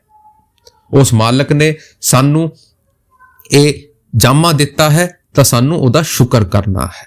184 ਜੂਨ ਸੁਭਾਈ, ਮਾਨੁਸ਼ ਕੋ ਪ੍ਰਭ ਦੀ ਵਡਿਆਈ, ਕਿ ਉਸ ਮਾਲਕ ਨੇ ਸਾਡੇ ਉੱਤੇ ਦਇਆ ਕਰਕੇ ਸਾਡੇ ਉੱਤੇ ਉਹ ਮਰਮ ਦੀ ਪੱਟੀ ਲਾ ਕੇ ਸਾਨੂੰ ਇਹ ਇਨਸਾਨ ਦਾ ਜਾਮਾ ਦੇ ਦਿੱਤਾ ਹੈ। ਮਾਨੁਸ਼ ਕੋ ਪਰਬ ਦੀ ਵਡਿਆਈ, ਕਿ ਮਾਨੁਸ਼ ਕੋ ਉਸ ਮਾਲਕ ਨੇ ਇਹ ਵਡਿਆਈ ਦਿੱਤੀ ਹੈ। ਲੇਕਿਨ ਆਪਾਂ ਇੱਥੇ ਵੀ ਭਟਕ ਰਹੇ ਹਾਂ। ਇੰਦਰੀ ਮਨ ਜਾਂ ਹਮਾਰਾ, ਕਿ ਆਪਾਂ ਇੱਥੇ ਆ ਗਏ, ਲੇਕਿਨ ਫਿਰ ਇੱਥੇ ਆ ਕੇ ਕੁਦਰਤ ਨੇ ਸਾਨੂੰ ਇੰਨਾ ਸੋਹਣਾ ਸਰੀਰ ਦਿੱਤਾ, ਇੰਨੀ ਸੋਹਣੀ ਪ੍ਰਕਿਰਤੀ ਦਿੱਤੀ, ਆਪਾਂ ਨੇ ਇੰਦਰੀ ਦੇ ਮਨ ਦੇ ਵਿੱਚ ਆ ਕੇ ਸਾਰਾ ਕੁਝ ਖਰਾਬ ਕਰਕੇ ਬਹਿ ਗਏ। ਇਹ ਜਿਹੜਾ ਸਰੀਰ ਹੈ ਉਸ ਮਾਲਕ ਦਾ ਜੀਤਾ ਜਾਗਤਾ ਮੰਦਿਰ ਹੈ। This body is the living temple of the god, ਕਿ ਇਹ ਸਰੀਰ ਦੇ ਵਿੱਚ ਉਸ ਮਾਲਕ ਨੇ ਆਪਣੇ ਆਪ ਨੂੰ ਰੱਖਿਆ ਹੈ। ਜੇ ਕੋਈ ਪ੍ਰਭੂ ਤੋਂ ਮਿਲਣ ਦਾ ਕੋਈ ਦਰਵਾਜ਼ਾ ਹੈ ਉਹ ਸਰੀਰ ਦੇ ਵਿੱਚ ਹੈ। ਤਾਂ ਜੀਵ ਇੱਥੇ ਆ ਕੇ ਵੀ ਉਸ ਮਨ ਦੀ ਜਿਹੜੀ ਲਹਿਰਾਂ ਹਨ, ਉਹ ਜਿਹੜੀ ਇੰਦਰੀਆਵਾਂ ਹਨ, ਉਹਨਾਂ ਦੇ ਸਵਾਦ ਦੇ ਵਿੱਚ ਆ ਕੇ ਫਸ ਗਿਆ। ਪਹਿਲਾਂ ਇਹ ਜੀਵ ਦੇ ਸਵਾਦ ਦੇ ਵਿੱਚ ਆ ਕੇ ਫਸ ਗਿਆ। ਇਹਨਾਂ ਨੇ ਇੰਟੌਕਸੀਕੈਂਟਸ ਬਣਾ ਦਿੱਤੇ, ਇਹਨਾਂ ਨੇ ਸ਼ਰਾਬ ਬਣਾ ਦਿੱਤੀ, ਇਹਨਾਂ ਨੇ ਨਸ਼ਾ ਬਣਾ ਦਿੱਤਾ। ਫਿਰ ਅੱਗੇ ਚਲੇ ਇਹਨਾਂ ਨੇ ਕਾਮ ਲਸਟ ਦੇ ਵਿੱਚ ਫਸ ਗਿਆ, ਫਿਰ ਅੱਗੇ ਕ੍ਰੋਧ ਦੇ ਵਿੱਚ, ਐਂਗਰ ਦੇ ਵਿੱਚ ਆ ਕੇ ਫਸ ਗਿਆ। ਫਿਰ ਇਹ ਹੋਰ ਆਪਣੀ ਸੈਂਸੂਅਲ ਪਲੇਜ਼ਰ ਲੈ ਲਈ ਫਸ ਗਿਆ। ਲੇਕਿਨ ਮਾਲਕ ਨੂੰ ਤਾਂ ਇਹਨਾਂ ਨੇ ਯਾਦ ਹੀ ਨਹੀਂ ਕੀਤਾ। ਮਾਲਕ ਨੇ ਜਿਹੜੀ ਚੀਜ਼ ਵੀ ਦੁਨੀਆ ਦੇ ਵਿੱਚ ਬਣਾਈ ਹੈ ਉਸ ਦਾ ਇੱਕ ਪਰਪਸ ਹੈ। there has to be a purpose of everything। ਅਗਰ ਆਪਾਂ ਰੋਟੀ ਖਾਂਦੇ ਆ ਸਾਨੂੰ ਭੁੱਖ ਮਿਟਾਉਣ ਵਾਸਤੇ, ਆਪਾਂ ਪਾਣੀ ਪੀਂਦੇ ਆ ਪਿਆਸ ਬੁਝਾਉਣ ਵਾਸਤੇ, ਉਸ ਤਰੀਕੇ ਦੇ ਨਾਲ ਹੀ ਜਿਹੜੀ ਰਸਨਾਵਾਂ ਹਨ ਇਹ ਵੀ ਭਾਈ ਇਹਨਾਂ ਦਾ ਵੀ ਇੱਕ ਮਕਸਦ ਹੈ। ਲੇਕਿਨ ਇਨਸਾਨ ਨੇ ਇਹਨਾਂ ਨੂੰ ਐਂਟਰਟੇਨਮੈਂਟ ਦੇ ਉੱਤੇ ਲਾ ਦਿੱਤਾ, ਉਹ ਮਾਲਕ ਨੂੰ ਭੁਲਾ ਕੇ ਬਹਿ ਗਿਆ। ਹੁਣ ਸੰਤ ਮਹਾਤਮਾ ਸਾਨੂੰ ਬਾਰ-ਬਾਰ ਸਮਝਾ ਰਹੇ ਹਨ। ਸੰਤ ਗੁਰੂ ਸੰਤ ਕਹੇ ਬਹੁ ਤੇਰਾ, ਰਾਹ ਬਤਾਵੇ 10 ਦੁਆਰਾ, ਕਿ ਉਹ ਮਾਲਕ ਜਿਹੜਾ ਹੈ ਉਹ ਟਾਈਮ ਦੇ ਵਿੱਚ ਆ ਕੇ ਸਾਨੂੰ ਸਮਝਾਉਣ ਦੀ ਕੋਸ਼ਿਸ਼ ਕਰ ਰਿਹਾ ਹੈ ਕਿ ਕਿਸੇ ਤਰੀਕੇ ਦੇ ਨਾਲ ਇਹ ਜਿਹੜੇ ਮੇਰੇ ਬੱਚੇ ਹਨ ਇਹ ਇਸ ਦਲਦਲ ਤੋਂ ਬਾਹਰ ਨਿਕਲ ਆਵੇ। ਬਾਰ-ਬਾਰ ਸਮਝਾ ਰਹੇ ਹਨ। ਤੇ ਉਹ ਜਿਹੜਾ 10ਵੇਂ ਦੁਆਰ ਦਾ ਜਿਹੜਾ ਰਹੱਸ ਹੈ ਉਹ ਸਾਡੇ ਸਾਹਮਣੇ ਰੱਖ ਰਹੇ ਹਨ। ਲੇਕਿਨ ਇਨਸਾਨ ਹੈ ਕਿ ਸਮਝਦਾ ਨਹੀਂ ਹੈ। 9 ਦਰਵਾਜੇ ਤਾਵਤ ਰਹਾਏ, 10ਵੇਂ ਦੇ ਘਰ ਵਿੱਚ ਵਾਸਾ ਪਾਏ, ਉੱਥੇ ਸ਼ਬਦ ਵਜੇ ਦਿਨ ਰਾਤੀ, ਗੁਰਮਤੇ ਸ਼ਬਦ ਸੁਣਾ ਬਣਿਆ। ਪੂਰਾ ਖੋਲ ਕੇ ਸਮਝਾ ਦਿੱਤਾ ਕਿ ਭਾਈ 9 ਦਰਵਾਜੇ ਤਾਵਤ ਰਹਾਏ, ਜਿਵੇਂ ਕੋਈ ਘੋੜਾ ਭੱਜਦਾ ਰਹਿੰਦਾ ਹੈ ਉਸੇ ਤਰੀਕੇ ਦੇ ਨਾਲ ਸਾਡਾ ਜਿਹੜਾ ਖਿਆਲ ਹੈ ਉਹ 9 ਦਰਵਾਜ਼ਿਆਂ ਦੇ ਵਿੱਚ ਭੱਜ ਰਿਹਾ ਹੈ। 9 ਦਰਵਾਜ਼ੇ ਤੋਂ ਜਿਹੜਾ ਸਾਡਾ ਖਿਆਲ ਹੈ ਉਹ ਪਾਰ ਦੀ ਤਰਫ ਜਾਂਦਾ ਹੈ। ਲੇਕਿਨ 10ਵੇਂ ਦੇ ਘਰ ਵਿੱਚ ਵਾਸਾ ਪਾਏ, ਲੇਕਿਨ ਇੱਥੇ ਉਹ ਜਿਹੜਾ 10ਵਾਂ ਦੁਆਰ ਹੈ ਜਿਨ੍ਹਾਂ ਨੂੰ ਆਪਾਂ ਥਰਡ ਆਈ ਕਹਿੰਦੇ ਆ, ਸ਼ਿਵ ਨੇਤਰ ਕਹਿ ਦਿੰਦੇ ਆ, ਆਪਾਂ ਜਿਨ੍ਹਾਂ ਨੂੰ ਕੰਸੈਂਟਰੇਸ਼ਨ ਪੁਆਇੰਟ ਕਹਿ ਦਿੰਦੇ ਹਾਂ, ਇੱਥੇ ਆ ਕੇ ਘਰ ਨਿਜ ਵਾਸਾ ਪਾਏ, ਇੱਥੇ ਆ ਕੇ ਸਾਨੂੰ ਉਹ ਵਾਸ ਮਿਲਦਾ ਹੈ। ਕਿਉਂਕਿ ਉਹ ਮਾਲਕ ਦਾ ਜਿਹੜਾ ਪਿਕਚਰਾਈਜੇਸ਼ਨ ਹੈ ਉਹ ਇੱਥੇ ਤੀਸਰੇ ਤਿਲ ਦੇ ਵਿੱਚ ਹੈ। ਉੱਥੇ ਸ਼ਬਦ ਵਜੇ ਦਿਨ ਰਾਤੀ, ਉੱਥੇ ਜਿਹੜਾ ਸ਼ਬਦ ਹੈ ਉਹ ਦਿਨ ਰਾਤ ਵਜ ਰਿਹਾ ਹੈ, 24 ਘੰਟੇ ਵਜ ਰਿਹਾ ਹੈ। ਗੁਰਮਤੇ ਸ਼ਬਦ ਸੁਣਾ ਬਣਿਆ, ਕਿ ਗੁਰੂ ਦੀ ਮੱਤ ਦੇ ਵਿੱਚ ਜਾ ਕੇ ਉਹਨਾਂ ਦੇ ਬਤਾਏ ਹੋਏ ਰਸਤੇ ਨੂੰ ਮੰਨ ਕੇ ਆਪਾਂ ਉਸ ਤੀਸਰੇ ਤਿਲ ਦੇ ਵਿੱਚ ਉਸ ਮਾਲਕ ਦੇ ਦਰਸ਼ਨ ਵੀ ਕਰ ਸਕਦੇ ਹਾਂ, ਉਹਦਾ ਸ਼ਬਦ ਵੀ ਸੁਣ ਸਕਦੇ ਹਾਂ। ਮਹਾਰਾਜ ਜੀ ਸਮਝਾਉਂਦੇ ਹੁੰਦੇ ਸੀ, if the eye be single the whole body shall be full of light, ਕਿ ਜੇ ਤੁਸੀਂ ਇੱਕ ਅੱਖ ਵਾਲੇ ਬਣ ਜਾਵੋਗੇ ਤੁਹਾਡਾ ਸਾਰਾ ਜਿਸਮ ਨੂਰ ਔਰ ਪ੍ਰਕਾਸ਼ ਦੇ ਨਾਲ ਭਰ ਜਾਵੇਗਾ। ਹੋਵੇਗਾ ਕਿਵੇਂ? ਭਜਨ ਸਿਮਰਨ ਦੇ ਨਾਲ। ਕਿ ਜੇ ਤੁਸੀਂ ਆਪਣੀ ਅੱਖਾਂ ਨੂੰ ਬੰਦ ਕਰਕੇ, ਦੋਨੋਂ ਅੱਖਾਂ ਨੂੰ ਬੰਦ ਕਰਕੇ ਤੀਸਰੇ ਤਿਲ ਦੇ ਉੱਤੇ ਇੱਥੇ ਥਰਡ ਆਈ ਸੈਂਟਰ ਦੇ ਵਿੱਚ ਉਹ ਧਿਆਨ ਕੰਸੈਂਟਰੇਟ ਕਰੋਗੇ, ਅੱਖਾਂ ਦੇ ਪਿੱਛੇ ਧਿਆਨ ਨੂੰ ਲੈ ਜਾ ਕੇ ਉਸ ਲੈਵਲ ਦੇ ਉੱਤੇ ਲੈ ਕੇ ਜਾਓਗੇ, ਤਾਂ ਤੁਹਾਡਾ ਜਿਹੜਾ ਪੂਰਾ ਸਰੀਰ ਹੈ ਉਹ ਪ੍ਰਕਾਸ਼ ਦੇ ਨਾਲ ਭਰ ਜਾਵੇਗਾ। ਤਾਂ whole body shall be full of light, ਤੇ ਪੂਰੀ ਬੋਡੀ ਜਿਹੜੀ ਹੈ ਉਹ ਪ੍ਰਕਾਸ਼ ਦੇ ਨਾਲ ਭਰ ਜਾਵੇਗੀ। ਪੂਰਾ ਸਾਡੇ ਸਾਹਮਣੇ ਰੱਖ ਰਹੇ ਹਾਂ, ਕਿਉਂਕਿ ਸਾਨੂੰ 9 ਦੁਆਰਾਂ ਤੋਂ ਆਪਣਾ ਧਿਆਨ ਇਕੱਠਾ ਕਰਕੇ 10ਵੇਂ ਦੁਆਰ ਤੇ ਟਿਕਾਣਾ ਹੈ। ਫਿਰ ਜਾ ਕੇ ਸਾਨੂੰ ਉਸ ਮਾਲਕ ਦੇ ਸੱਚੇ ਦਰਸ਼ਨ ਹੋਣਗੇ, ਉਹ ਧੁਨ ਸੁਣਾਈ ਦੇਊਗੀ। ਹੁਣ ਅਗਲੀ ਕੜੀ ਦੇ ਵਿੱਚ ਸਾਨੂੰ ਕੀ ਸਮਝਾ ਰਹੇ ਹਨ, ਧਿਆਨ ਦੇ ਨਾਲ ਸੁਣੋ ਜੀ। ਬਚਨ ਨ ਮਾਨੇ ਕਹਾ ਨਾ ਪਕੜੇ, ਫਿਰ ਪਰ ਮੇ 9 ਦੁਆਰਾ, ਫੋਕਟ ਧਰਮ ਪਕੜ ਕਰ ਜੂਝੇ, ਸ਼ਬਦ ਜੁਗਤ ਪਾਰਾ। ਹੁਣ ਇਸ ਕੜੀ ਦੇ ਵਿੱਚ ਸਾਨੂੰ ਵੱਡੀ ਵਾਰਨਿੰਗ ਦੇ ਰਹੇ ਹਨ। ਇੱਥੇ ਸਾਨੂੰ ਉਸ ਗੁਰੂ ਦੀ ਕੰਟੈਂਪਟ ਸਾਡੇ ਸਾਹਮਣੇ ਰੱਖ ਰਹੇ ਹਨ ਕਿ ਇਨਸਾਨ ਕਮਜ਼ੋਰ ਹੈ। ਇਨਸਾਨ ਆਪਣੀ ਸੋਚ ਨੂੰ ਅੱਗੇ ਰੱਖਦੇ ਹੋਏ ਸਿਰਫ ਕ੍ਰਿਟਿਸਾਈਜ਼ ਕਰਨਾ ਜਾਣਦਾ ਹੈ। ਉਹ ਸਿਰਫ ਇਨਸਾਨ ਨੂੰ ਕ੍ਰਿਟਿਸਾਈਜ਼ ਨਹੀਂ ਕਰਦਾ, ਸਿਰਫ ਉਹਦੀ ਨਿੰਦਾ ਨਹੀਂ ਕਰਦਾ, ਉਹ ਤਾਂ ਭਾਈ ਪਰਮਾਤਮਾ ਦੀ ਵੀ ਨਿੰਦਾ ਕਰਕੇ ਬੈਠ ਜਾਂਦਾ ਹੈ। ਨਿੰਦਾ ਕਿਵੇਂ ਕਰਦਾ ਹੈ ਕਿ ਜਦ ਉਹ ਮਾਲਿਕ ਗੁਰੂ ਦੇ ਰੂਪ ਦੇ ਵਿੱਚ ਆ ਕੇ ਸਾਨੂੰ ਕੁਝ ਸਮਝਾਉਣ ਦੀ ਕੋਸ਼ਿਸ਼ ਕਰਦਾ ਹੈ ਤਾਂ ਆਪਾਂ ਤਾਂ ਉਹਨਾਂ ਦੇ ਬਤਾਏ ਹੋਏ ਰਸਤੇ ਦੀ ਵੀ ਅਵੇਲਨਾ ਕਰਨਾ ਸ਼ੁਰੂ ਕਰ ਦਿੰਦੇ ਹਨ। ਬਾਣੀ ਆ ਰਹੀ ਹੈ, ਬਚਨ ਨਾ ਮਾਨੇ ਕਹਾ ਨਾ ਪਕੜੇ, ਫਿਰ ਅਰਝੇ ਨੋ ਦੁਆਰਾ, ਫੋਕਟ ਧਰਮ ਪਾਕਰ ਕਰ ਜੂਝੇ, ਬੂਝੇ ਨਾ ਸ਼ਬਦ ਜੁਗਤ ਪਾਰਾ। ਹੁਣ ਸਾਨੂੰ ਕੀ ਸਮਝਾਉਣ ਦੀ ਕੋਸ਼ਿਸ਼ ਕਰ ਰਹੇ ਹਨ? ਹੁਣ ਸਾਨੂੰ ਸਮਝਾ ਰਹੇ ਹਨ ਕਿ ਜਿਹੜਾ ਇਨਸਾਨ ਹੈ ਉਹ ਆਪਣੇ ਆਪ ਨੂੰ ਸਭ ਤੋਂ ਵੱਡਾ ਸਮਝਦਾਰ ਸਮਝਦਾ ਹੈ। ਇਨਸਾਨ ਸੋਚਦਾ ਹੈ ਕਿ ਮੈਂ ਇੰਨੀ ਵੱਡੀ ਵੱਡੀ ਟੈਕਨੋਲੋਜੀ ਬਣਾ ਦਿੱਤੀ ਹੈ, ਇੰਨੀ ਵੱਡੀ ਵੱਡੀ ਮੈਂ ਐਪ ਬਣਾ ਦਿੱਤੀ ਹੈ, ਮੈਂ ਤਾਂ ਕੇਪ ਆਫ ਗੁੱਡ ਹੋਪ ਬਣਾ ਕੇ ਅਮਰੀਕਾ ਨੂੰ ਢੂੰਡ ਲਿੱਤਾ, ਮੈਂ ਤਾਂ ਕੰਟੀਨੈਂਟ ਬਣਾ ਦਿੱਤੇ, ਤਾਂ ਭਾਈ ਮੈਂ ਤਾਂ ਪਰਮਾਤਮਾ ਨੂੰ ਵੀ ਪਾ ਲਿਆਂਗਾ। ਉਹ ਇਹ ਨਹੀਂ ਜਾਣਦਾ ਕਿ ਜਿੱਥੇ ਸਾਡੀ ਜਿਹੜੀ ਸੋਚ ਹੈ ਉਹ ਖਤਮ ਹੁੰਦੀ ਹੈ, ਉੱਥੇ ਤਾਂ ਉਸ ਪਰਮਾਤਮਾ ਦੀ ਸੋਚ ਸ਼ੁਰੂ ਹੁੰਦੀ ਹੈ। ਆਪਾਂ ਸੋਚਦੇ ਆਪਾਂ ਆਪਣੇ ਇੰਟੈਲੈਕਚੁਅਲ ਦੇ ਨਾਲ ਉਸ ਮਾਲਕ ਨੂੰ ਪਾ ਲਿਆਂਗੇ। ਜਿਹੜਾ ਇਨਸਾਨ ਆਪਣੇ ਆਪ ਨੂੰ ਉਸ ਘਮੰਡ ਦੇ ਵਿੱਚ ਰੱਖ ਕੇ ਸੋਚਦਾ ਹੈ ਕਿ ਮੈਂ ਆਪਣੇ ਸਤਰ ਦੇ ਉੱਤੇ ਉਸ ਮਾਲਕ ਨੂੰ ਪਾ ਲਿਆਂਗਾ, ਕਦੇ ਨਹੀਂ ਪਾ ਸਕਦਾ। ਜਿੰਨਾ ਚਿਰ ਉਹਦੇ ਕੋਲ ਪ੍ਰੇਮ ਨਹੀਂ ਹੈ, ਜਿੰਨਾ ਉਹਨਾਂ ਦੇ ਕੋਲ ਸਰੈਂਡਰ ਦੀ ਭਾਵਨਾ ਨਹੀਂ ਹੈ। ਮਾਲਿਕ ਕੋਈ ਜੰਗ ਨਹੀਂ ਹੈ ਜਿਨ੍ਹਾਂ ਨੂੰ ਆਪਾਂ ਨੇ ਜਿੱਤਣਾ ਹੈ। ਮਾਲਿਕ ਤਾਂ ਇੱਕ ਪ੍ਰੇਮ ਹੈ ਜਿਹੜਾ ਸਾਨੂੰ ਸਾਰਿਆਂ ਨੇ ਕਰਨਾ ਹੈ। ਹੁਣ ਸਾਨੂੰ ਸਮਝਾ ਰਹੇ ਹਾਂ, ਬਚਨ ਨਾ ਮਾਨੇ। ਤੁਸੀਂ ਦੇਖੋ, ਕੋਈ ਛੋਟਾ ਬੱਚਾ ਹੈ, ਉਹ ਸਕੂਲ ਦੇ ਵਿੱਚ ਜਾਂਦਾ ਹੈ, ਉਹ ਆਪਣੇ ਗੁਰੂ ਦੀ ਰਿਸਪੈਕਟ ਕਰਦਾ ਹੋਵੇ, ਆਪਣੇ ਮਾਸਟਰ ਦਾ ਪੈਰ ਛੂੰਹਦਾ ਹੋਵੇ, ਆਪਣੇ ਮਾਸਟਰ ਨੂੰ ਚੰਗਾ ਬੋਲਦਾ ਹੋਵੇ, ਲੇਕਿਨ ਉਹਨਾਂ ਦੇ ਜਿਹੜੇ ਵਚਨ ਹੈ ਉਹਨਾਂ ਹੀ ਨਾ ਮੰਨੇ, ਉਹਨਾਂ ਨੂੰ ਹੀ ਅਮਲ ਦੇ ਉੱਤੇ ਨਾ ਲਾਵੇ ਕਿ ਮਾਸਟਰ ਖੁਸ਼ ਹੋਵੇਗਾ? ਨਹੀਂ ਹੋ ਸਕਦਾ। ਉਹ ਇਹੀ ਕਹੇਗਾ, ਭਾਈ ਤੂੰ ਮੇਰੀ ਇੰਨੀ ਰਿਸਪੈਕਟ ਕਰਦਾ ਹੈ, ਮੈਨੂੰ ਪਿਆਰ ਕਰਦਾ ਹੈ, ਇਹ ਤਾਂ ਚੰਗੀ ਚੀਜ਼ ਹੈ, ਲੇਕਿਨ ਜਿਹੜੀ ਚੀਜ਼ ਮੈਂ ਤੈਨੂੰ ਸਮਝਾਉਂਦਾ ਹਾਂ, ਜਿਹੜਾ ਹੋਮਵਰਕ ਮੈਂ ਤੈਨੂੰ ਦਿੰਦਾ ਹਾਂ, ਤੂੰ ਉਹੀ ਨਹੀਂ ਕਰਦਾ, ਤੂੰ ਭਾਈ ਭਰਾਵਾ ਤੂੰ ਪਾਸ ਕਿਵੇਂ ਹੋਵੇਗਾ? ਇਹ ਗੁਰੂ ਦੀ ਸਭ ਤੋਂ ਵੱਡੀ ਖੁਸ਼ੀ ਹੁੰਦੀ ਹੈ ਜਦੋਂ ਉਹਦੇ ਸਟੂਡੈਂਟ ਪਾਸ ਹੁੰਦੇ ਹਨ। ਤਾਂ ਭਾਈ ਪਰਮਾਰਥ ਦੇ ਵਿੱਚ ਵੀ ਉਹ ਜਿਹੜਾ ਗੁਰੂ ਹੈ ਉਹ ਇੱਥੇ ਆਪਣੀ ਮਾਨ ਵਡਾਈ ਕਰਾਉਣ ਵਾਸਤੇ ਨਹੀਂ ਆਂਦਾ, ਉਹ ਇੱਥੇ ਆਪਣੇ ਆਪ ਨੂੰ ਪੁੱਜਣ ਵਾਸਤੇ ਨਹੀਂ ਆਂਦਾ, ਉਹ ਸਾਨੂੰ ਸਮਝਾਉਣ ਵਾਸਤੇ ਆਂਦਾ ਹੈ ਕਿ ਭਰਾਵਾ ਉਸ ਮਾਲਕ ਦੀ ਭਗਤੀ ਕਰਨੀ ਹੈ। ਭਗਤੀ ਕਿਵੇਂ ਕਰਨੀ ਹੈ? ਵਚਨਾਂ ਦੇ ਉੱਤੇ ਚੱਲ ਕੇ, ਜਿਹੜਾ ਕੁਝ ਸਾਨੂੰ ਸਮਝਾਇਆ ਜਾਂਦਾ ਹੈ, ਤਾਂ ਜਾ ਕੇ ਆਪਾਂ ਉਸ ਮਾਲਕ ਦੇ ਉੱਤੇ ਪਹੁੰਚਾਂਗੇ, ਉਸ ਦੇ ਲਾਇਕ ਬਣਾਂਗੇ। ਲੇਕਿਨ ਆਪਾਂ ਤਾਂ ਵਚਨਾਂ ਨੂੰ ਫੜਦੇ ਹੀ ਨਹੀਂ ਹਨ। ਸਾਨੂੰ ਤਾਂ ਐਂਟਰਟੇਨਮੈਂਟ ਚਾਹੀਦਾ ਹੈ, ਸਾਨੂੰ ਤਾਂ ਮਸਾਲਿਆਂ ਦੀ ਖਬਰੇ ਚਾਹੀਦੀ ਹੈ, ਸਾਨੂੰ ਤਾਂ ਪ੍ਰੋਵੋਕਿੰਗ ਥੰਬਨੇਲ ਚਾਹੀਦੇ ਹਨ ਕਿ ਆਪਾਂ ਉੱਥੇ ਜਾ ਕੇ ਸਿਰਫ ਆਪਣੇ ਕਨਵੀਨੀਅੰਸ ਦੇ ਮੁਤਾਬਕ ਚੀਜ਼ਾਂ ਨੂੰ ਵੇਖ ਸਕੀਏ। ਵਿਰਲੇ ਹੀ ਹੁੰਦਾ ਹੈ ਜਿਹੜਾ ਉਸ ਮਾਲਕ ਦੀ ਯਾਦ ਦੇ ਵਿੱਚ ਬੈਠਦਾ ਹੈ, ਉਸ ਮਾਲਕ ਨੂੰ ਯਾਦ ਕਰਦਾ ਹੈ। ਉਹੀ ਸਾਨੂੰ ਸਮਝਾ ਰਹੇ ਹਨ ਕਿ ਭਾਈ ਜਿਹੜਾ ਸਾਡਾ ਅੰਤਰ ਹੈ ਉਹਦਾ ਸਿਮਟਾਵ ਸਾਨੂੰ ਕਰਨਾ ਹੈ, ਇਕੱਠਾ ਕਰਨਾ ਹੈ ਆਪਣੇ ਧਿਆਨ ਨੂੰ, ਲੇਕਿਨ ਜੀਵ ਉਹਨਾਂ ਦੀ ਬਾਤ ਨੂੰ ਮੰਨਦਾ ਹੀ ਨਹੀਂ ਹੈ। ਆਪਣੀ ਨੋ ਦੁਆਰਾਂ ਨੂੰ ਕਰਕੇ ਆਪਾਂ ਤਾਂ ਭਾਰ ਦੀ ਤਰਫ ਹੀ ਆਪਣੀ ਜ਼ਿੰਦਗੀ ਨੂੰ ਕਰੀ ਜਾ ਰਹੇ ਹਨ। ਹੁਣ ਨੋ ਦੁਆਰ ਕਿਹੜੇ ਹੈ? 2 आंखें, 2 कान, 2 नाक के नथुने, 1 मूक और 2 मलमूत्र के द्वार।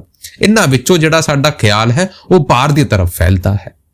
लेकिन जद आपां अपनी ऊर्जा नूं भार दी बजाए अंदर दी तरफ समेटना शुरू करनगे, नीचे तो ऊपर दी तरफ लैके उस एनर्जी नूं जावांगे, फिर जाके सानू उस अच्छा एहसास होवेगा कि वो मालिक की शक्ति है।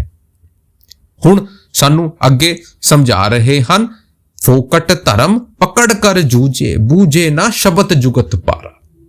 हुण जिहड़े संत महात्मा हुंदे हन वो कदे अपने लफ्ज़ां दा लिहाज नहीं करते, वो साडे सामने सच रखते हैं।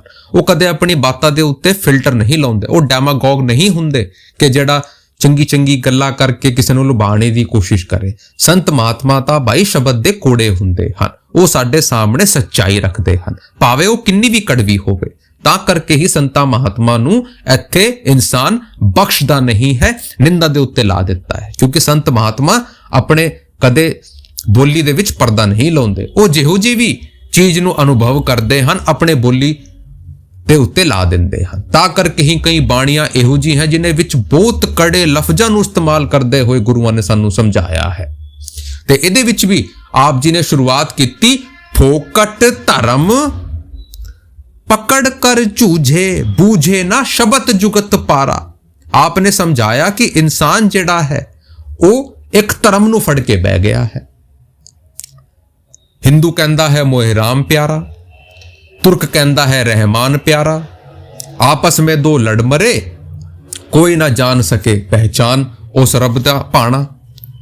ਕਿ ਉਸ ਮਾਲਕ ਨੇ ਜਿਹੜਾ ਭਾਣਾ ਸਾਨੂੰ ਦਿੱਤਾ ਸੀ, ਉਹ ਨਾਮ ਦੀ ਕਮਾਈ ਜਿਹੜੀ ਸਾਨੂੰ ਦਿੱਤੀ ਸੀ, ਉਹਨਾਂ ਤੋਂ ਤਾਂ ਕੋਈ ਪਹਿਚਾਣ ਨਹੀਂ ਰਿਹਾ, ਬਸ ਧਰਮ ਨੂੰ ਦਾ ਝੰਡਾ ਲੈ ਕੇ ਲੜਾਈ ਦੇ ਵਿੱਚ ਫਸ ਗਏ ਹਨ। ਫੋਕਟ ਧਰਮ ਪਕੜ ਕਰ ਜੂਝੇ ਬੂਝੇ ਨਾ ਸ਼ਬਦ ਜੁਗਤ ਪਾਰਾ। ਭਾਈ ਮਾਲਕ ਨੇ ਇਨਸਾਨ ਬਣਾਇਆ ਸੀ, ਧਰਮ ਨਹੀਂ ਬਣਾਇਆ ਸੀ। ਧਰਮ ਇਨਸਾਨ ਨੇ ਬਣਾਇਆ ਹੈ।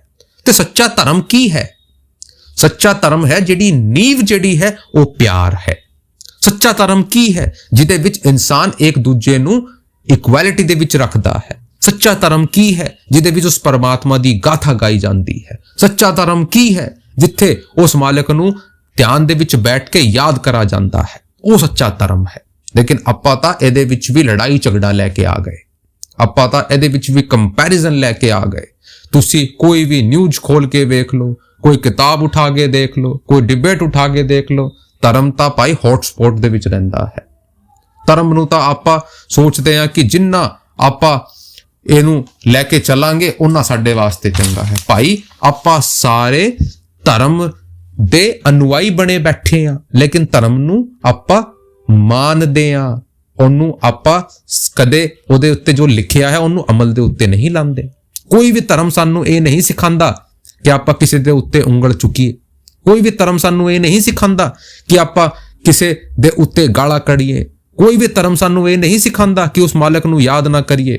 ਕੋਈ ਵੀ ਧਰਮ ਸਾਨੂੰ ਇਹ ਨਹੀਂ ਸਿਖਾਉਂਦਾ ਕਿ ਉਹ ਮਾਲਕ ਪਾਰ ਹੈ। ਧਰਮ ਸੱਚਾ ਉਹ ਹੈ ਜਿਹੜਾ ਸਾਡੇ ਸਾਹਮਣੇ ਅਸਲੀਅਤ ਰੱਖਦਾ ਹੈ, ਜਿਹੜਾ ਸ਼ਬਦ ਦੀ ਉਹ ਜਿਹੜੀ ਪਾਵਰ ਹੈ ਉਹ ਸਾਡੇ ਸਾਹਮਣੇ ਰੱਖਦਾ ਹੈ। ਮਾਲਿਕ ਇਹ ਚਾਰ ਦੀਵਾਰੀਆਂ ਦੇ ਵਿੱਚ ਨਹੀਂ ਹੈ। ਮਾਲਿਕ ਕੋਈ ਇੱਟਾਂ ਪੱਥਰਾਂ ਦੀ ਬਣਾਈ ਹੋਈ ਚੀਜ਼ਾਂ ਦੇ ਵਿੱਚ ਨਹੀਂ ਹੈ। ਇਹ ਧਰਮ ਬਣਾਏ ਗਏ ਸੀ ਇਨਸਾਨ ਨੂੰ ਸੱਚੀ ਰਾਹ ਦੇ ਉੱਤੇ ਤੋਰਨ ਵਾਸਤੇ, ਕਿ ਇਨਸਾਨ ਸੱਚੀ ਰਾਹ ਦੇ ਉੱਤੇ ਆ ਸਕੀਏ। ਲੇਕਿਨ ਆਪਾਂ ਨੇ ਇਹਨਾਂ ਨੂੰ ਇੰਪਰੋਵਾਈਜ਼ ਕਰ ਦਿੱਤਾ ਆਪਣੀ ਕਨਵੀਨੀਅੰਸ ਦੇ ਮੁਤਾਬਕ। ਆਪਾਂ ਨੇ ਦੀਵਾਰ ਖਿੱਚ ਦਿੱਤੀ, ਆਪਾਂ ਨੇ ਲਿਮਿਟ ਸੈੱਟ ਕਰ ਦਿੱਤੀ, ਆਪਾਂ ਨੇ ਇਹਨਾਂ ਨੂੰ ਇੱਕ ਪੂਰਾ ਕੋਰਸ ਬਣਾ ਦਿੱਤਾ। ਲੇਕਿਨ ਜਿਹੜਾ ਉਹ ਸੱਚਾ ਮਾਲਕ ਹੈ ਉਹ ਭਾਈ ਇਹਨਾਂ ਵਿੱਚੋਂ ਨਹੀਂ ਹੈਗਾ। ਮਾਲਕ ਤਾਂ ਇਹਨਾਂ ਤੋਂ ਉੱਤੇ ਹੈ। ਉਹ ਕਿਸੇ ਧਰਮ ਦਾ ਰਿਪਰੈਜ਼ੈਂਟੇਟਿਵ ਨਹੀਂ ਹੈ।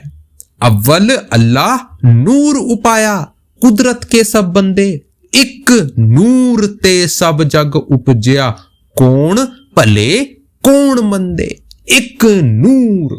ਇੱਕ ਨੂਰ ਤੋਂ ਸਾਰੇ ਆਪਾਂ ਉਪਜੇ ਹਨ ਤੇ ਆਪਾਂ ਉਸ ਇੱਕ ਪਰਮਪਿਤਾ ਪਰਮੇਸ਼ਵਰ ਦੀ ਸੰਤਾਨ ਹਨ। ਧਰਮ ਮਾੜਾ ਨਹੀਂ ਹੈ।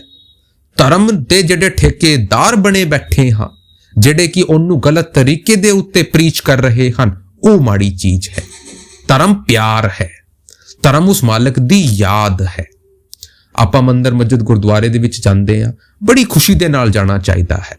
ਲੇਕਿਨ ਭਾਈ ਜੇ ਆਪਾਂ ਸਿਰਫ ਉੱਥੇ ਘੁੰਮਣ ਜਾਂਦੇ ਹਾਂ ਕਿ ਇੱਕ ਚੰਗੀ ਸੈਲਫੀ ਆ ਜਾਵੇ, ਇੱਕ ਚੰਗਾ ਫੋਟੋ ਆ ਜਾਵੇ, ਇਸ਼ਨਾਨ ਕਰ ਲਿੱਤਾ, ਘੰਟਾ ਵਜਾਇਆ, ਪ੍ਰਸ਼ਾਦ ਚੜਾਇਆ, ਕਾਰਵਾਈ ਪਾਈ, ਆਪਣੇ ਘਰ ਆ ਗਏ, ਉਹ ਬਾਣੀ ਜਿਹੜਾ ਉੱਥੇ ਪਾਠੀ ਜੀ ਕਰ ਰਹੇ ਹਨ ਉਹਨਾਂ ਦੇ ਵਿੱਚ ਤਾਂ ਕੋਈ ਧਿਆਨ ਨਹੀਂ ਦਿੰਦਾ ਕਿ ਉਹ ਬਾਣੀ ਦੇ ਵਿੱਚ ਕੀ ਬੋਲ ਰਹੇ ਹਨ।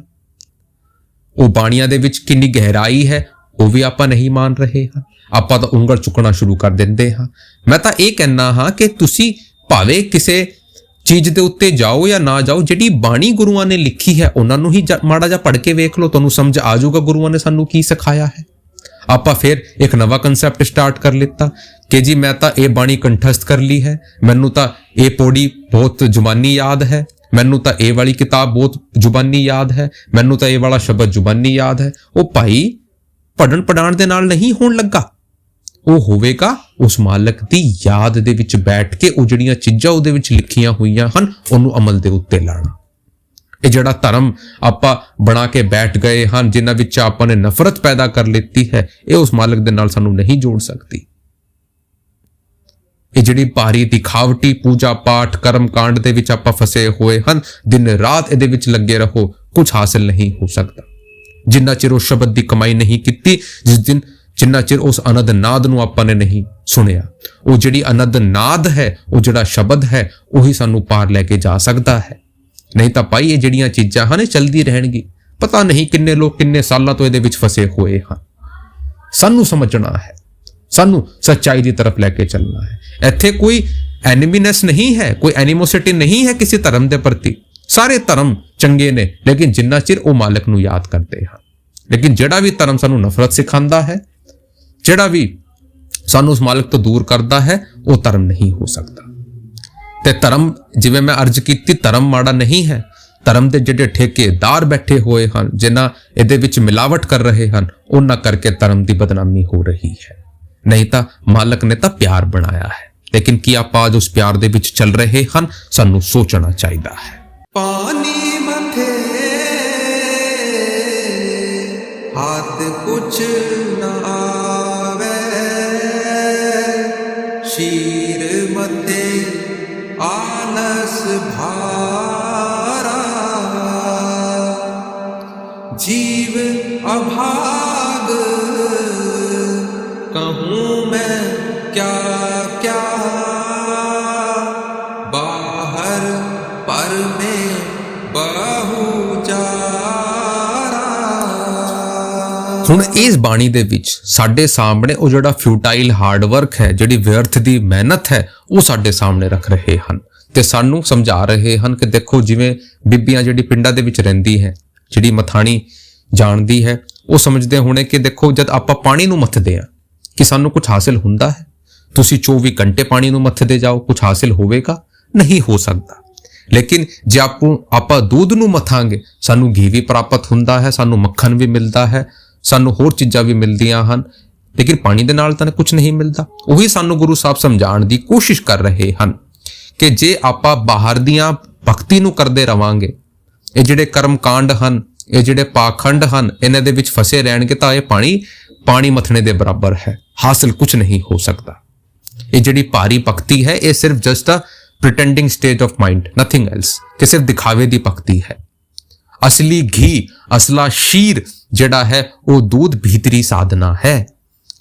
ਉਹ ਕੀ ਮੱਥਣੇ ਨੂੰ ਮਿਲੂਗਾ? ਜਦੋਂ ਨਾਮ ਦੀ ਜਿਹੜੀ ਮਧਾਣੀ ਹੈ, ਉਹ ਆਪਾਂ ਆਪਣੇ ਮਨ ਦੇ ਵਿੱਚ ਲਾਵਾਂਗੇ, ਤਾਂ ਜਾ ਕੇ ਉਹ ਸਾਨੂੰ ਉਹ ਮਾਲਕ ਦਾ ਜਿਹੜਾ ਸੱਚਾ ਦਰਸ਼ਨ ਹੈ ਉਹ ਪ੍ਰਾਪਤ ਹੋਵੇਗਾ।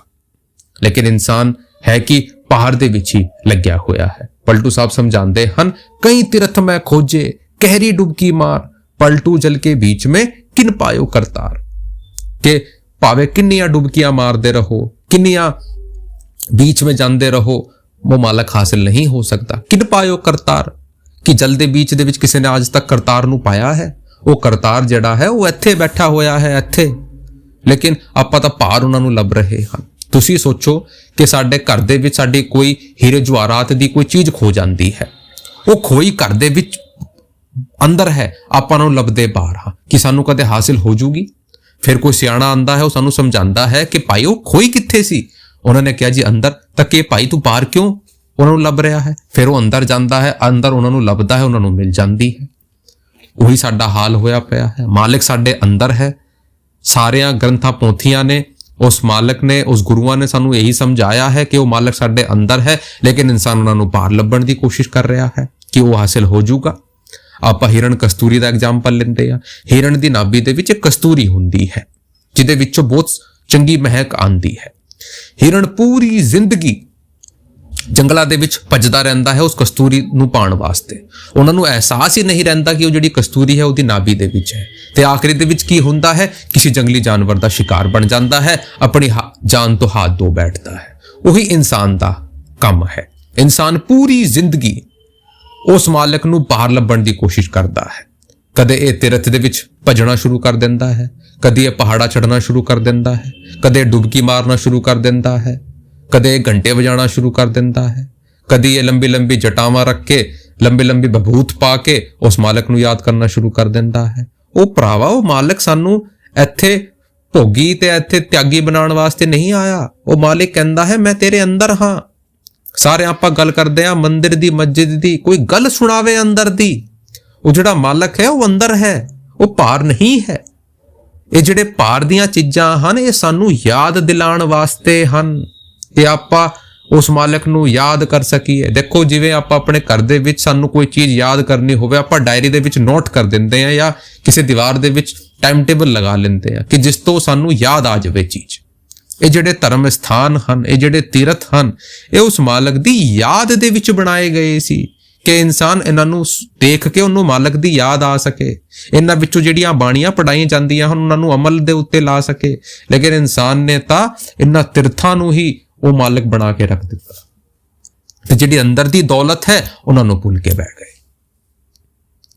ਇਹ ਇਨਸਾਨ ਦੀ ਹਾਲਤ ਅੱਜ ਹੋ ਚੁੱਕੀ ਹੈ। ਇਨਸਾਨ ਪਾਣੀ ਨੂੰ ਮੱਥ ਰਿਹਾ ਹੈ, ਹਾਸਿਲ ਕੁਝ ਨਹੀਂ ਹੋਵੇਗਾ। ਸ਼ੀਰ ਮਥੇ ਆਲਸ ਭਰ, ਕਿ ਜਿਹੜੇ ਅੰਦਰ ਦੀ ਉਹ ਦੂਧ ਹੈ, ਜਿਹੜਾ ਉਹ ਮਾਲਕ ਨੇ ਸਾਡੇ ਅੰਦਰ ਉਹ ਨਾਮ ਰੱਖਿਆ, ਉਹਨਾਂ ਨੂੰ ਕੋਈ ਮੱਥ ਨਹੀਂ ਰਿਹਾ। ਉਹਨਾਂ ਦੇ ਵਿੱਚ ਆਪਾਂ ਆਲਸ ਲੈ ਕੇ ਬਹਿ ਜਾਂਦੇ ਆ। ਸਾਡੇ ਤੋਂ ਹੁੰਦਾ ਨਹੀਂ ਜੀ, ਸਾਡੇ ਗੋਡੇ ਦੁਖਦੇ ਆ ਜੀ, ਸਾਡੇ ਕੋਲ ਟਾਈਮ ਨਹੀਂ ਹੈ ਜੀ, ਬੱਚਾ ਵੱਡੇ ਹੋ ਜਾਣ, ਆਪਾਂ ਕਿੱਥੇ ਸਕਸੈਸਫੁਲ ਹੋ ਜਾਣ, ਫਿਰ ਜਾ ਕੇ ਆਪਾਂ ਭਜਨ ਸਿਮਰਨ ਕਰਾਂਗੇ। ਇਹ ਸਾਡੀ ਹਾਲਤ ਅੱਜ ਹੋ ਚੁੱਕੀ ਹੈ। ਜੀਵ ਅਭਾਗ ਕਹੂੰ ਮੈਂ ਕਿਆ ਕਿਆ, ਬਾਹਰ ਅਰਜੇ ਬਹੁ ਜਾਰਾ।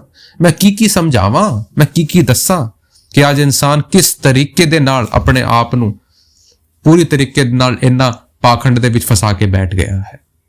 ਉਹ ਮਾਲਕ ਨੂੰ ਯਾਦ ਕਰਨਾ ਹੀ ਨਹੀਂ ਚਾਹੁੰਦਾ, ਭਾਰੀਆਂ ਚੀਜ਼ਾਂ ਦੇ ਵਿੱਚ ਫਸਾ ਹੋਇਆ ਹੈ।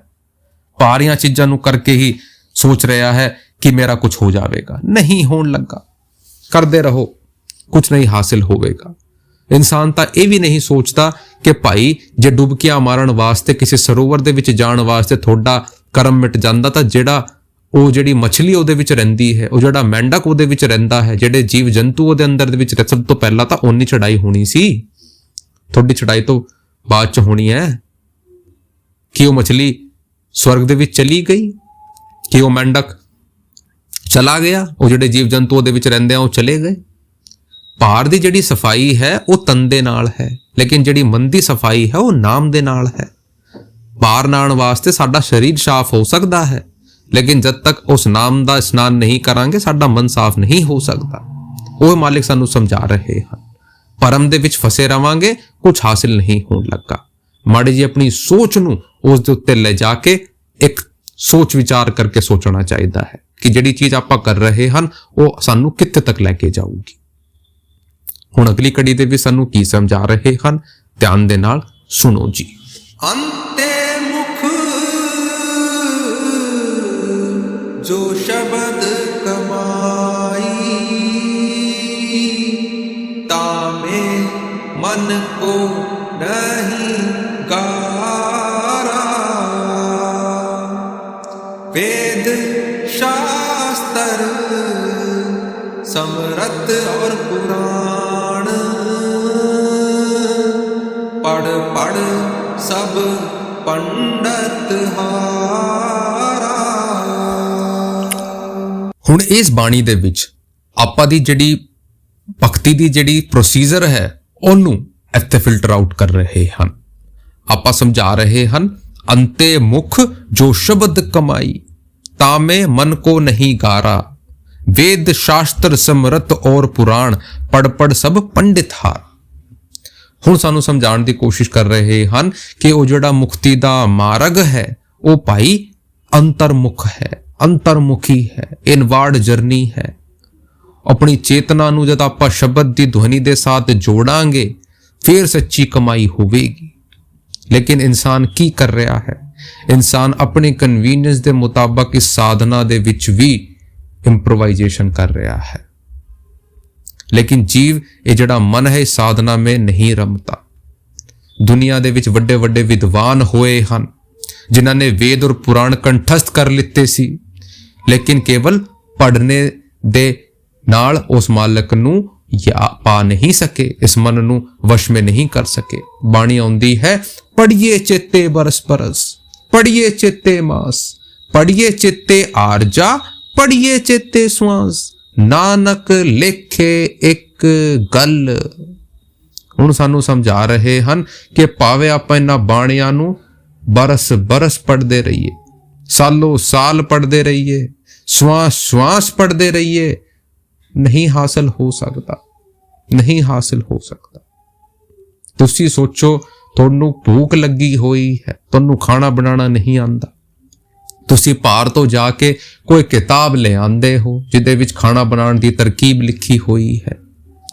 ਜੇ ਤੁਸੀਂ ਸਾਰਾ ਦਿਨ ਉਸ ਕਿਤਾਬ ਨੂੰ ਪੜ੍ਹਦੇ ਰਹੋਗੇ, ਉਸ ਕਿਤਾਬ ਦੇ ਵਿੱਚ ਜੋ ਲਿਖਿਆ ਹੈ, ਜਿਹੜੀ ਰੈਸਿਪੀ ਲਿਖੀ ਹੋਈ ਹੈ, ਉਹਨੂੰ ਪੜ੍ਹਦੇ ਰਹੋਗੇ, ਕਿ ਤੁਹਾਡੀ ਭੁੱਖ ਮਿਟ ਜਾਵੇਗੀ, ਕਿ ਤੁਹਾਡੇ ਸਾਹਮਣੇ ਖਾਣਾ ਪ੍ਰਗਟ ਹੋ ਜਾਊਗਾ?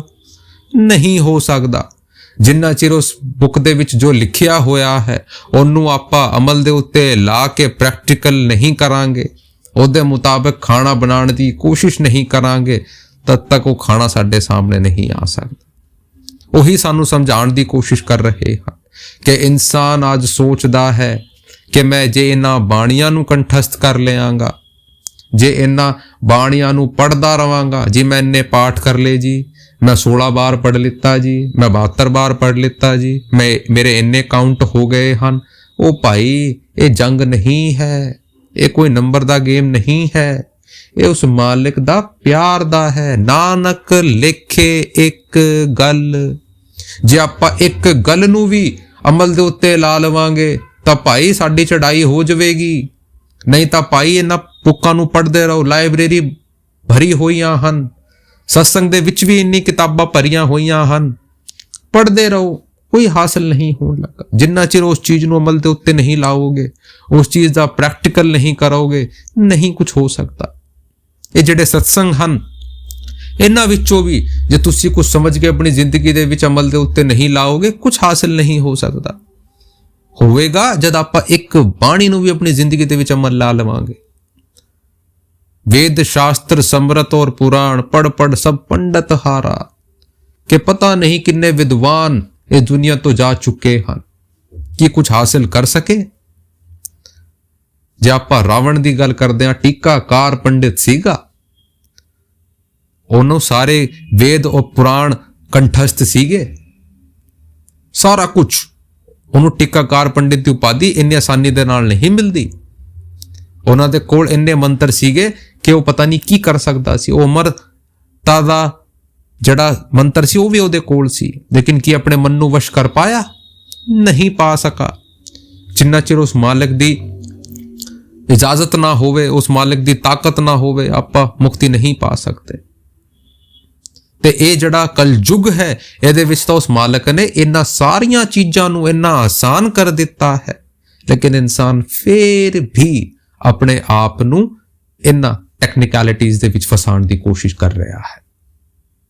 ਭਾਈ ਸੋਚੋ, ਸਿਰਫ 2.5 ਘੰਟੇ ਚੌਕੜੀ ਲਗਾ ਕੇ ਚੁੱਪਚਾਪ ਆਪਣੇ ਘਰ ਦੇ ਵਿੱਚ ਬੈਠ ਕੇ ਕੋਈ ਵੇਸ਼ਭੂਸ਼ਾ ਚੇਂਜ ਨਹੀਂ ਕਰਨੀ, ਕੋਈ ਮੰਤਰ ਭਾਰ ਦੇ ਵਿੱਚ ਨਹੀਂ ਬਜਾਣਾ, ਕੋਈ ਇਹੋ ਜੀ ਲਾਈਟ ਸੈੱਟ ਨਹੀਂ ਕਰਨੀ, ਕੋਈ ਇਹੋ ਜਿਹਾ ਸਾਡੇ ਸਾਹਮਣੇ ਕੋਈ ਰੂਲ ਰੈਗੂਲੇਸ਼ਨ ਨਹੀਂ ਰੱਖੇ। ਸਿਰਫ ਚੁੱਪਚਾਪ ਬੈਠ ਕੇ ਜਿਹੜੇ ਸ਼ਬਦ ਦਿੱਤੇ ਗਏ ਹਨ ਉਹਨੂੰ ਸਿਰਫ ਸਿਮਰਨਾ ਹੈ ਅੰਦਰ ਦੀ ਤਰਫ। ਉਹ ਵੀ ਸਾਡੇ ਤੋਂ ਨਹੀਂ ਹੋ ਰਿਹਾ ਹੈ ਤਾਂ ਭਾਈ ਸਾਡੇ ਤੋਂ ਫਿਰ ਕੀ ਹੋਵੇਗਾ? ਇਨਸਾਨ ਕਠਿਨ ਤੋਂ ਕਠਿਨ ਚੀਜ਼ ਕਰਨ ਨੂੰ ਤਿਆਰ ਹੈ, ਵੱਡੀ ਤੋਂ ਵੱਡੀ ਚੜਾਈ ਚੜਨ ਨੂੰ ਤਿਆਰ ਹੈ, ਨੱਕ ਰਗੜਨ ਨੂੰ ਤਿਆਰ ਹੈ, ਲੇਕਿਨ ਉਹ ਉਸ ਮਾਲਕ ਦੀ ਬੈਠ ਕੇ ਸਿਰਫ ਉਹਨਾਂ ਨੂੰ ਯਾਦ ਉਹਦੇ ਤੋਂ ਨਹੀਂ ਹੁੰਦਾ। ਸਾਨੂੰ ਸੋਚਣਾ ਚਾਹੀਦਾ ਹੈ ਕਿ ਅੱਜ ਆਪਾਂ ਕੀ ਕਰ ਰਹੇ ਹਾਂ। ਪੜ੍ਹਨੇ ਤੋਂ ਨਹੀਂ ਹੋ ਸਕਦਾ। ਜੇ ਪੜ੍ਹਨੇ ਤੋਂ ਹੁੰਦਾ ਤਾਂ ਭਾਈ ਇਹ ਜਿੰਨੇ ਵਿਦਵਾਨ ਬੈਠੇ ਹੋਏ ਹਨ ਇੱਥੇ ਸਵਰਗ ਬਣ ਜਾਣਾ ਸੀ। ਹੋਵੇਗਾ ਕਰਨੀ ਦੇ ਨਾਲ। ਜੋ करेगा, जो उस मालिक की भक्ति को ध्याएगा, उसको परमात्मा मिलेगा। नहीं तो भाई घूमते रहो, नहीं कुछ हासिल हो सकता। वो मालिक विद्वानों को नहीं मिलता, वो तो पागलों को मिलता है। पागल कौन है? जो सब कुछ ज्ञान को परे धर के उस मालिक की दित्ती हुए नाम दी कदर करके उस मालिक नू याद करते हैं, उन पागलों को परमात्मा मिलता है।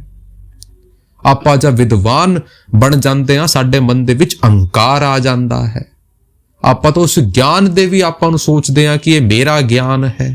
ਆਪਾਂ ਤਾਂ ਆਪਣਾ ਸਰਨੇਮ ਤੱਕ ਉਪਾਧੀ ਦੇਣਾ ਸ਼ੁਰੂ ਕਰ ਦਿੰਦੇ ਹਨ ਕਿ ਜੀ ਮੈਂ ਇਹਨਾਂ ਵੇਦਾਂ ਦਾ ਗਿਆਨੀ ਹਾਂ, ਮੈਂ ਇਹ ਹਾਂ, ਮੈਂ ਉਹ ਹਾਂ। ਮਾਲਕ ਮਿਲਦਾ ਹੈ ਪਾਗਲੋਂ ਨੂੰ, ਪਾਗਲ ਬਣਨਾ ਪੈਂਦਾ ਹੈ ਉਹਦੇ ਪਿਆਰ ਦੇ ਵਿੱਚ।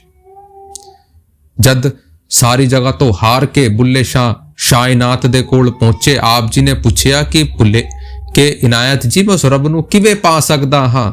ਤਾਂ ਆਪ ਜੀ ਨੇ ਕਿਹਾ, ਬੁੱਲਿਆ ਰੱਬ ਦਾ ਕੀ ਪਾਣਾ, ਇੱਧਰੋਂ ਪੁੱਟਣਾ ਇੱਧਰ ਪਾਣਾ। ਆਪ ਜੀ ਨੇ ਸਮਝਾਇਆ ਕਿ ਰੱਬ ਦੇ ਉੱਤੇ ਕੋਈ ਸਪੈਸ਼ਲ ਪ੍ਰੋਸੀਜਰ ਨਹੀਂ ਹੈ, ਸਿਰਫ ਆਪਣੇ ਧਿਆਨ ਨੂੰ ਇੱਧਰ ਤੋਂ ਨਿਕਾਲ ਕੇ ਉਸ ਮਾਲਿਕ ਦੇ ਵਿੱਚ ਲਾਣਾ ਹੈ, ਮਾਲਿਕ ਤੇਰੇ ਅੱਗੇ ਆ ਕੇ ਬਹਿ ਜਾਊਗਾ। ਲੇਕਿਨ ਇਨਸਾਨ ਹੈ ਕਿ ਆਪਣਾ ਜਿਹੜਾ ਖਿਆਲ ਹੈ ਉਹ ਬਾਹਰ ਮੁਖੀ ਹੋ ਕਰਕੇ ਬੈਠਾ ਹੈ, ਤਾਂ ਕਰਕੇ ਆਪਾਂ ਅੱਜ ਫਸੇ ਹੋਏ ਹਾਂ। ਤਾਂ ਕਰਕੇ ਆਪਾਂ ਸੋਚਦੇ ਹਾਂ ਇਹ ਬਾਹਰ ਦੀਆਂ ਜਿਹੜੀਆਂ ਚੀਜ਼ਾਂ ਹਨ ਇਹ ਸਾਨੂੰ ਚਾਂਦਣ ਦੀ ਤਰਫ ਲੈ ਕੇ ਚਲੀ ਜਾਊਗੀ, ਨਹੀਂ ਲੈ ਕੇ ਜਾ ਸਕਦੀ। ਹੁਣ ਆਖਰੀ ਕੜੀ ਦੇ ਵਿੱਚ ਸਾਨੂੰ ਕੀ ਸਮਝਾ ਰਹੇ ਹਨ, ਧਿਆਨ ਦੇ ਨਾਲ ਸੁਣੋ ਜੀ। बिन सतगुर और बिना शब्द सूरत कोई ना उतरे पारा। यही बात पाकी मैं चुन कर अब तो मानो गुरु प्यारा। राधा स्वामी कहे बुझाई सूरत चढ़ाओ नभ द्वारा। ਹੁਣ ਇਸ ਕੜੀ ਦੇ ਵਿੱਚ ਪੂਰਾ ਕਨਕਲੂਡ ਕਰਦੇ ਹੋਏ ਪੂਰੀ ਬਾਣੀ ਨੂੰ ਆਖਰੀ ਦੇ ਵਿੱਚ ਆ ਕੇ ਸਾਡੇ ਸਾਹਮਣੇ ਰੱਖ ਰਹੇ ਹਨ ਕਿ ਭਾਈ ਬਿਨ ਸਤਗੁਰ ਔਰ ਬਿਨਾ ਸ਼ਬਦ ਸੂਰਤ ਕੋਈ ਨਾ ਉਤਰੇ ਪਾਰਾ। यही बात बाकी मैं चुनकर अब तो मानो गुरु प्यारा। राधा स्वामी कहे बुझाई सूरत चढ़ाओ नभ द्वारा। आप देखो आपने बाणी की शुरुआत की चेतावनी दे नाल, सख्त लफ्जां दे नाल। ਹੁਣ ਆਖਰੀ ਦੇ ਵਿੱਚ ਆ ਕੇ ਆਪਣੇ ਬੱਚਿਆਂ ਦੀ ਕਮਜ਼ੋਰੀ ਨੂੰ ਦੇਖਦੇ ਹੋਏ ਹੁਣ ਸਾਡੇ ਸਾਹਮਣੇ ਅਰਜ਼ ਕਰ ਰਹੇ ਹਨ, ਅਬ ਤੋਂ ਮਾਨੋ ਗੁਰੂ ਪਿਆਰਾ, ਰਿਕੁਐਸਟ ਕਰ ਰਹੇ ਹਨ। ਤੁਸੀਂ ਦੇਖੋ ਗੁਰੂ ਮਹਾਰਾਜ ਸਾਡੇ ਸਾਹਮਣੇ ਰਿਕੁਐਸਟ ਕਰ ਰਹੇ ਹਨ, ਅਬ ਤੋਂ ਮਾਨੋ ਗੁਰੂ ਪਿਆਰਾ, ਕਿ ਭਾਈ ਬਿਨਾ ਸਤਗੁਰ ਕੇ ਬਿਨਾ ਉਸ ਸੂਰਤ ਸ਼ਬਦ ਕੇ ਆਪਾਂ ਉਸ ਮਾਲਿਕ ਦੀ ਤਰਫ ਨਹੀਂ ਜਾ ਸਕਦੇ।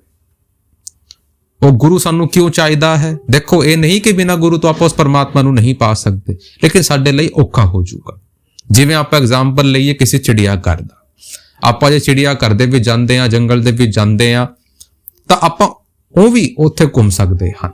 ਲੇਕਿਨ ਜੇ ਸਾਨੂੰ ਕੋਈ ਗਾਈਡ ਮਿਲ ਜਾਵੇ, ਜੇ ਸਾਨੂੰ ਕੋਈ ਇਹੋ ਜਿਹਾ ਟਿਊਟਰ ਮਿਲ ਜਾਵੇ ਜਿਹੜਾ ਸਾਡੇ ਸਾਰੇ ਰਾਸਤੇ ਨੂੰ ਜਾਣਦਾ ਹੋਵੇ, ਤਾਂ ਭਾਈ ਸਾਡੇ ਲਈ ਆਸਾਨ ਹੋ ਜਾਂਦਾ ਹੈ ਉੱਤੇ ਘੁੰਮਣਾ। ਉਹ ਸਾਨੂੰ ਸਮਝਾ ਦਿੰਦਾ ਹੈ ਕਿੱਥੇ ਖਤਰਾ ਹੈ, ਕਿੱਥੇ ਖਤਰਾ ਨਹੀਂ ਹੈ, ਕਿਵੇਂ ਚੱਲਣਾ ਹੈ, ਕੀ ਕਰਨਾ ਹੈ, ਕੀ ਨਹੀਂ ਕਰਨਾ ਹੈ। ਉਹ ਸਾਰੇ ਜਿਹੜੇ ਪ੍ਰੀਕਾਸ਼ਨ, ਪ੍ਰੋਜ਼ ਐਂਡ ਕੌਨਸ ਹੈ ਉਹ ਸਾਡੇ ਸਾਹਮਣੇ ਰੱਖ ਦਿੰਦਾ ਹੈ, ਤਾਂ ਸਾਡੇ ਲਈ ਬੜਾ ਆਸਾਨ ਹੋ ਜਾਂਦਾ ਹੈ। ਤਾਂ ਕਰਕੇ ਸਾਨੂੰ ਉਹ ਜੀਤੇ ਜਾਗਤੇ ਗੁਰੂ ਦੀ ਲੋੜ ਪੈਂਦੀ ਹੈ, ਜੋ ਉਸ ਧਾਮ ਤੋਂ ਚੱਲ ਕੇ ਆਇਆ ਹੋਵੇ, ਜਿਨ੍ਹਾਂ ਨੂੰ ਸਾਰਾ ਪਤਾ ਹੋਵੇ। ਉਹ ਸਾਡੇ ਸਾਹਮਣੇ ਉਹ ਪੂਰਾ ਜਿਹੜਾ ਕਨਸੈਪਟ ਹੈ, ਜਿਹੜਾ ਵੇ ਹੈ, ਉਹ ਸਾਡੇ ਸਾਹਮਣੇ ਰੱਖ ਦਿੰਦਾ ਹੈ ਤੇ ਸਾਡੇ ਲਈ ਆਸਾਨ ਹੋ ਜਾਂਦਾ ਹੈ। ਤਾਂ ਕਰਕੇ ਕਹਿ ਰਹੇ ਹਨ ਬਿਨ ਸਤਗੁਰ ਔਰ ਬਿਨਾ ਸ਼ਬਦ ਸੂਰਤ। ਹੁਣ ਗੁਰੂ ਨੇ ਜਿਹੜਾ ਕੁਝ ਸਮਝਾ ਦਿੱਤਾ ਉਹ ਸ਼ਬਦ ਸੂਰਤ ਯੋਗ ਹੈ, ਜਿਨ੍ਹਾਂ ਨੂੰ ਆਪਾਂ ਕਨਸੈਪਟ ਕਹਿੰਦੇ ਹਾਂ। ਤੇ ਜਦ ਆਪਾਂ ਉਸ ਚੀਜ਼ ਨੂੰ ਪ੍ਰੈਕਟੀਕਲ ਦੇ ਵਿੱਚ ਲੈ ਕੇ ਜਾਵਾਂਗੇ, ਉਸ ਚੀਜ਼ ਨੂੰ ਕਮਾਈ ਕਰਾਂਗੇ, ਅੰਦਰ ਦੇ ਵਿੱਚ ਬੈਠਾਂਗੇ, ਫਿਰ ਜਾ ਕੇ ਆਪਾਂ ਪਾਰ ਉਤਰ ਜਾਵਾਂਗੇ। ਲੇਕਿਨ ਜਿਹੜਾ ਇਸ ਚੀਜ਼ ਨੂੰ ਨਹੀਂ ਸੰਭਾਲੇਗਾ ਉਹ ਪਾਰ ਨਹੀਂ ਉਤਰ ਸਕਦਾ। ਕੋਈ ਨਾ ਉਤਰੇ ਪਾਰਾ। ਯਹੀ ਬਾਤ ਭਾਕੀ ਮੈਂ ਚੁਣ ਕਰ ਅਬ ਤੋਂ ਮਾਨੋ ਗੁਰੂ ਪਿਆਰਾ। ਹੁਣ ਸਮਝਾ ਰਹੇ ਹਨ ਦੋ ਹੀ ਚੀਜ਼ਾਂ ਹਨ ਜਿਹੜੇ ਜੀਵ ਨੂੰ ਬਚਾ ਸਕਦੀ ਹੈ, ਇੱਕ ਪੂਰਨ ਸਤਿਗੁਰੂ, ਦੂਸਰਾ ਸ਼ਬਦ ਔਰ ਨਾਮ की कमाई। इसके बिना ना तो कोई इस भवसागर तो पार निकल चुकिया है, ना कदे निकलूगा। बड़े प्रेम दे नाल सारी शिक्षाओं ਨੂੰ ਕਨਕਲੂਡ ਕਰਦੇ ਹੋਏ ਸਾਡੇ ਸਾਹਮਣੇ ਰੱਖ ਦਿਆ। अब तो अपने गुरु दे वचनां दे उत्ते विश्वास करो, वो समझाते हैं कि जड़ा सुरत है वो आत्मा दी शक्ति है, और जो नभ है वो भीतरी आकाश है, गगन है, उसकी तरफ हमें चलना है। जब आप ऊपर की तरफ उठांगे तब उस माया के देश नू छड़ के उस प्रियतम राधा स्वामी दे देश की तरफ आप पहुंचांगे। फिर जाके सानू उस परमात्मा दी जिहड़ी असलियत है वो समझ आवेगी। जे आप उस शब्द की तरफ नहीं चले, उस शब्द की तरफ आपने अपने आप नू नहीं ढालिया, तां भाई फिर आप इत्थे दे इत्थे रह जाणगे। 52 अक्षर लोक त्रै सब किच इनमें ना है, ये अक्षर खिन जाएंगे वो अक्षर इनमें ना है। 52 अक्षर हुंदे हन, लेकिन वो जिहड़ा अक्षर है वो इनमें नहीं है। ये जिहड़े शब्द सानू दिते गए हन, पंच शब्द, ये सिर्फ एक शुरुआत है। ਇਹਦੇ ਨਾਲ ਤਾਂ ਆਪਾਂ ਨੇ शुरुआत करनी है, माहौल बनाना है, लेकिन वो ਜਿਹੜਾ सच्चा शब्द है, वो ਜਿਹੜਾ सच्चा अखर है, वो ਤਾਂ पाए वो ਧੁਰ ਤਾਮ ਦੇ ਵਿੱਚ ਜਾ ਕੇ ਸਾਨੂੰ ਮਿਲੂਗਾ। 52 अक्षर लोक त्रै सब कुछ इनमें ना है, ये अक्षर खिन जाएंगे वो अक्षर इनमें ना है, वो इनमें नहीं है। ये तो सिर्फ शुरुआत सानू दिती गई है। तो भाई आपां ने उस मालक दे चीज नू करदे हुए अगे बढ़ना है, सानू भी प्रेरणा लेनी है। वो मालिक ने समझाने की कोई कोशिश नहीं छड्डी, सिर्फ हमें चेता रहे हन ते आखिरी दे विच प्रेम दे नाल सानू समझा रहे हन, अब तो मानो गुरु प्यारा। तो यही बेनती है कि सानू भी भाई गुरुआं दे वचनां दे उत्ते चल के अपने जीवन नू साकार करना है, अपने जीवन नू अगे लेके जाना है, उस मालिक दी याद दे विच बैठना है। दुनिया की कहंदी है, दुनिया किस पासे लगी हुई है, आपां ने तां अपने वल देखना है। दूजियां दी चादर ते सवाल उठाने तो पहला अपनी चादर वेखनी चाहिदी है कि आपां अज गुरु वाले हन। फर्क नहीं पैंदा आपां किस गुरु दे नाल जुड़े हुए हन, फर्क यह है कि की आपां अज गुरु वाले हन, कि आपां उहदे हुक्म दे विच, कि आपां उहदी जिहड़ी बाणी है उन्हां नूं अमल दे उत्ते ला रहे हन। सानू सोचना चाहिदा है, शीशे दे विच खड़े होकर सानू बोलना चाहिदा है कि की आज आपां उस मालक दे बताए हुए रस्ते दे उत्ते चल रहे हन। इन्नी पातशाहियां सानू समझा के चली गईयां हन कि आज आपां उन्हां दी बाणियां नू समझ रहे हन, कि आज आपां उन्हां दी बाणियां दे उत्ते चल रहे हन, नहीं चल रहे हन। किसे गुरु ने सानू अंकार नहीं सिखाया, किसी गुरु ने सानू नफरत नहीं सिखाई। आज जिस चीज दे उत्ते आपां चल चुके हन, ये साडा नाश कर देवेगी। सानू भाई प्रेम दे विच रहना है। उस मालक ने जेड़ा कुछ भी सानू समझाया है, प्यार दे विच रह के समझाया है। सानू प्रेम करना है, प्रेम दे विच ही वो मालिक सानू मिलेगा। भक्ति की शुरुआत प्रेम से होगी। गुरु नानक साहब जी ने समझाया है, जिन प्रेम कियो तिन ही प्रभ पायो। जिन्हां ने प्रेम किया है उन्हां ने ही उस परमात्मा नू पाया है, नहीं तो भाई सारे इत्थे दे इत्थे ही रह के चले गए हैं। कि आपां समझांगे ये लड़ाई किसे गुरुआं दी नहीं है, ये लड़ाई बाणियां दी नहीं है, ये लड़ाई साडे अपने अंदर दी है। अपने अंदर नू धोवोगे तो सारी चीज क्लियर दिखाई देगी। जे अपने मन दे विच ही मैल रखांगे, सिर्फ मैल ही दिखाई देगा। तो भाई यही बेनती है कि सानू समझना है, अपने गुरुआं दे लागे लगना है, उन्हां दी बाणियां नू समझदे होए उस मालिक दी तरफ जाना है। वो मालिक ही साडा सच्चा सिरजनहार है, वही सानू संभूगा। इत्थे तां दुनिया उस मालिक दी तरफ ध्यान ही नहीं कर रही है, बाकी सारा ख्याल है लेकिन मालिक का ख्याल नहीं है। अज जिंदगी दे विच आपां बैलेंस अप्रोच बनावांगे, सारियां चीजां नू करदे होए, घर बार नू भी टाइम दईए, अपने काम काज नू भी टाइम दईए, बच्चियां नू भी टाइम दईए, अपनी जिंदगी भी जीए ते नाल दे नाल उस परमात्मा नू भी याद करिए। 24 घंटे हुंदे हन, आपां सियाणे हन, आपां टाइम कढ सकते हन। ते यही बेनती है, टाइम कढना है, मालिक दे पाणी दे विच रहना है, खुश रहना है ते प्यार वंडना है। यही उस मालिक दी सच्ची धर्म होवेगा, यही उस मालिक दी सच्ची सीख होवेगी। करना है, करके वखाना है। याद रखो, वो मालिक सारा कुछ जानता है, उस तो कुछ नहीं लुकिया होया। वो साडा परमारथ भी बनावेगा, वो साडा स्वार्थ भी बनावेगा, लेकिन होवेगा साडी करनी दे नाल। जी। बिन सतगुर और बिना शब्द सुरत कोई न उतरे पारा। यही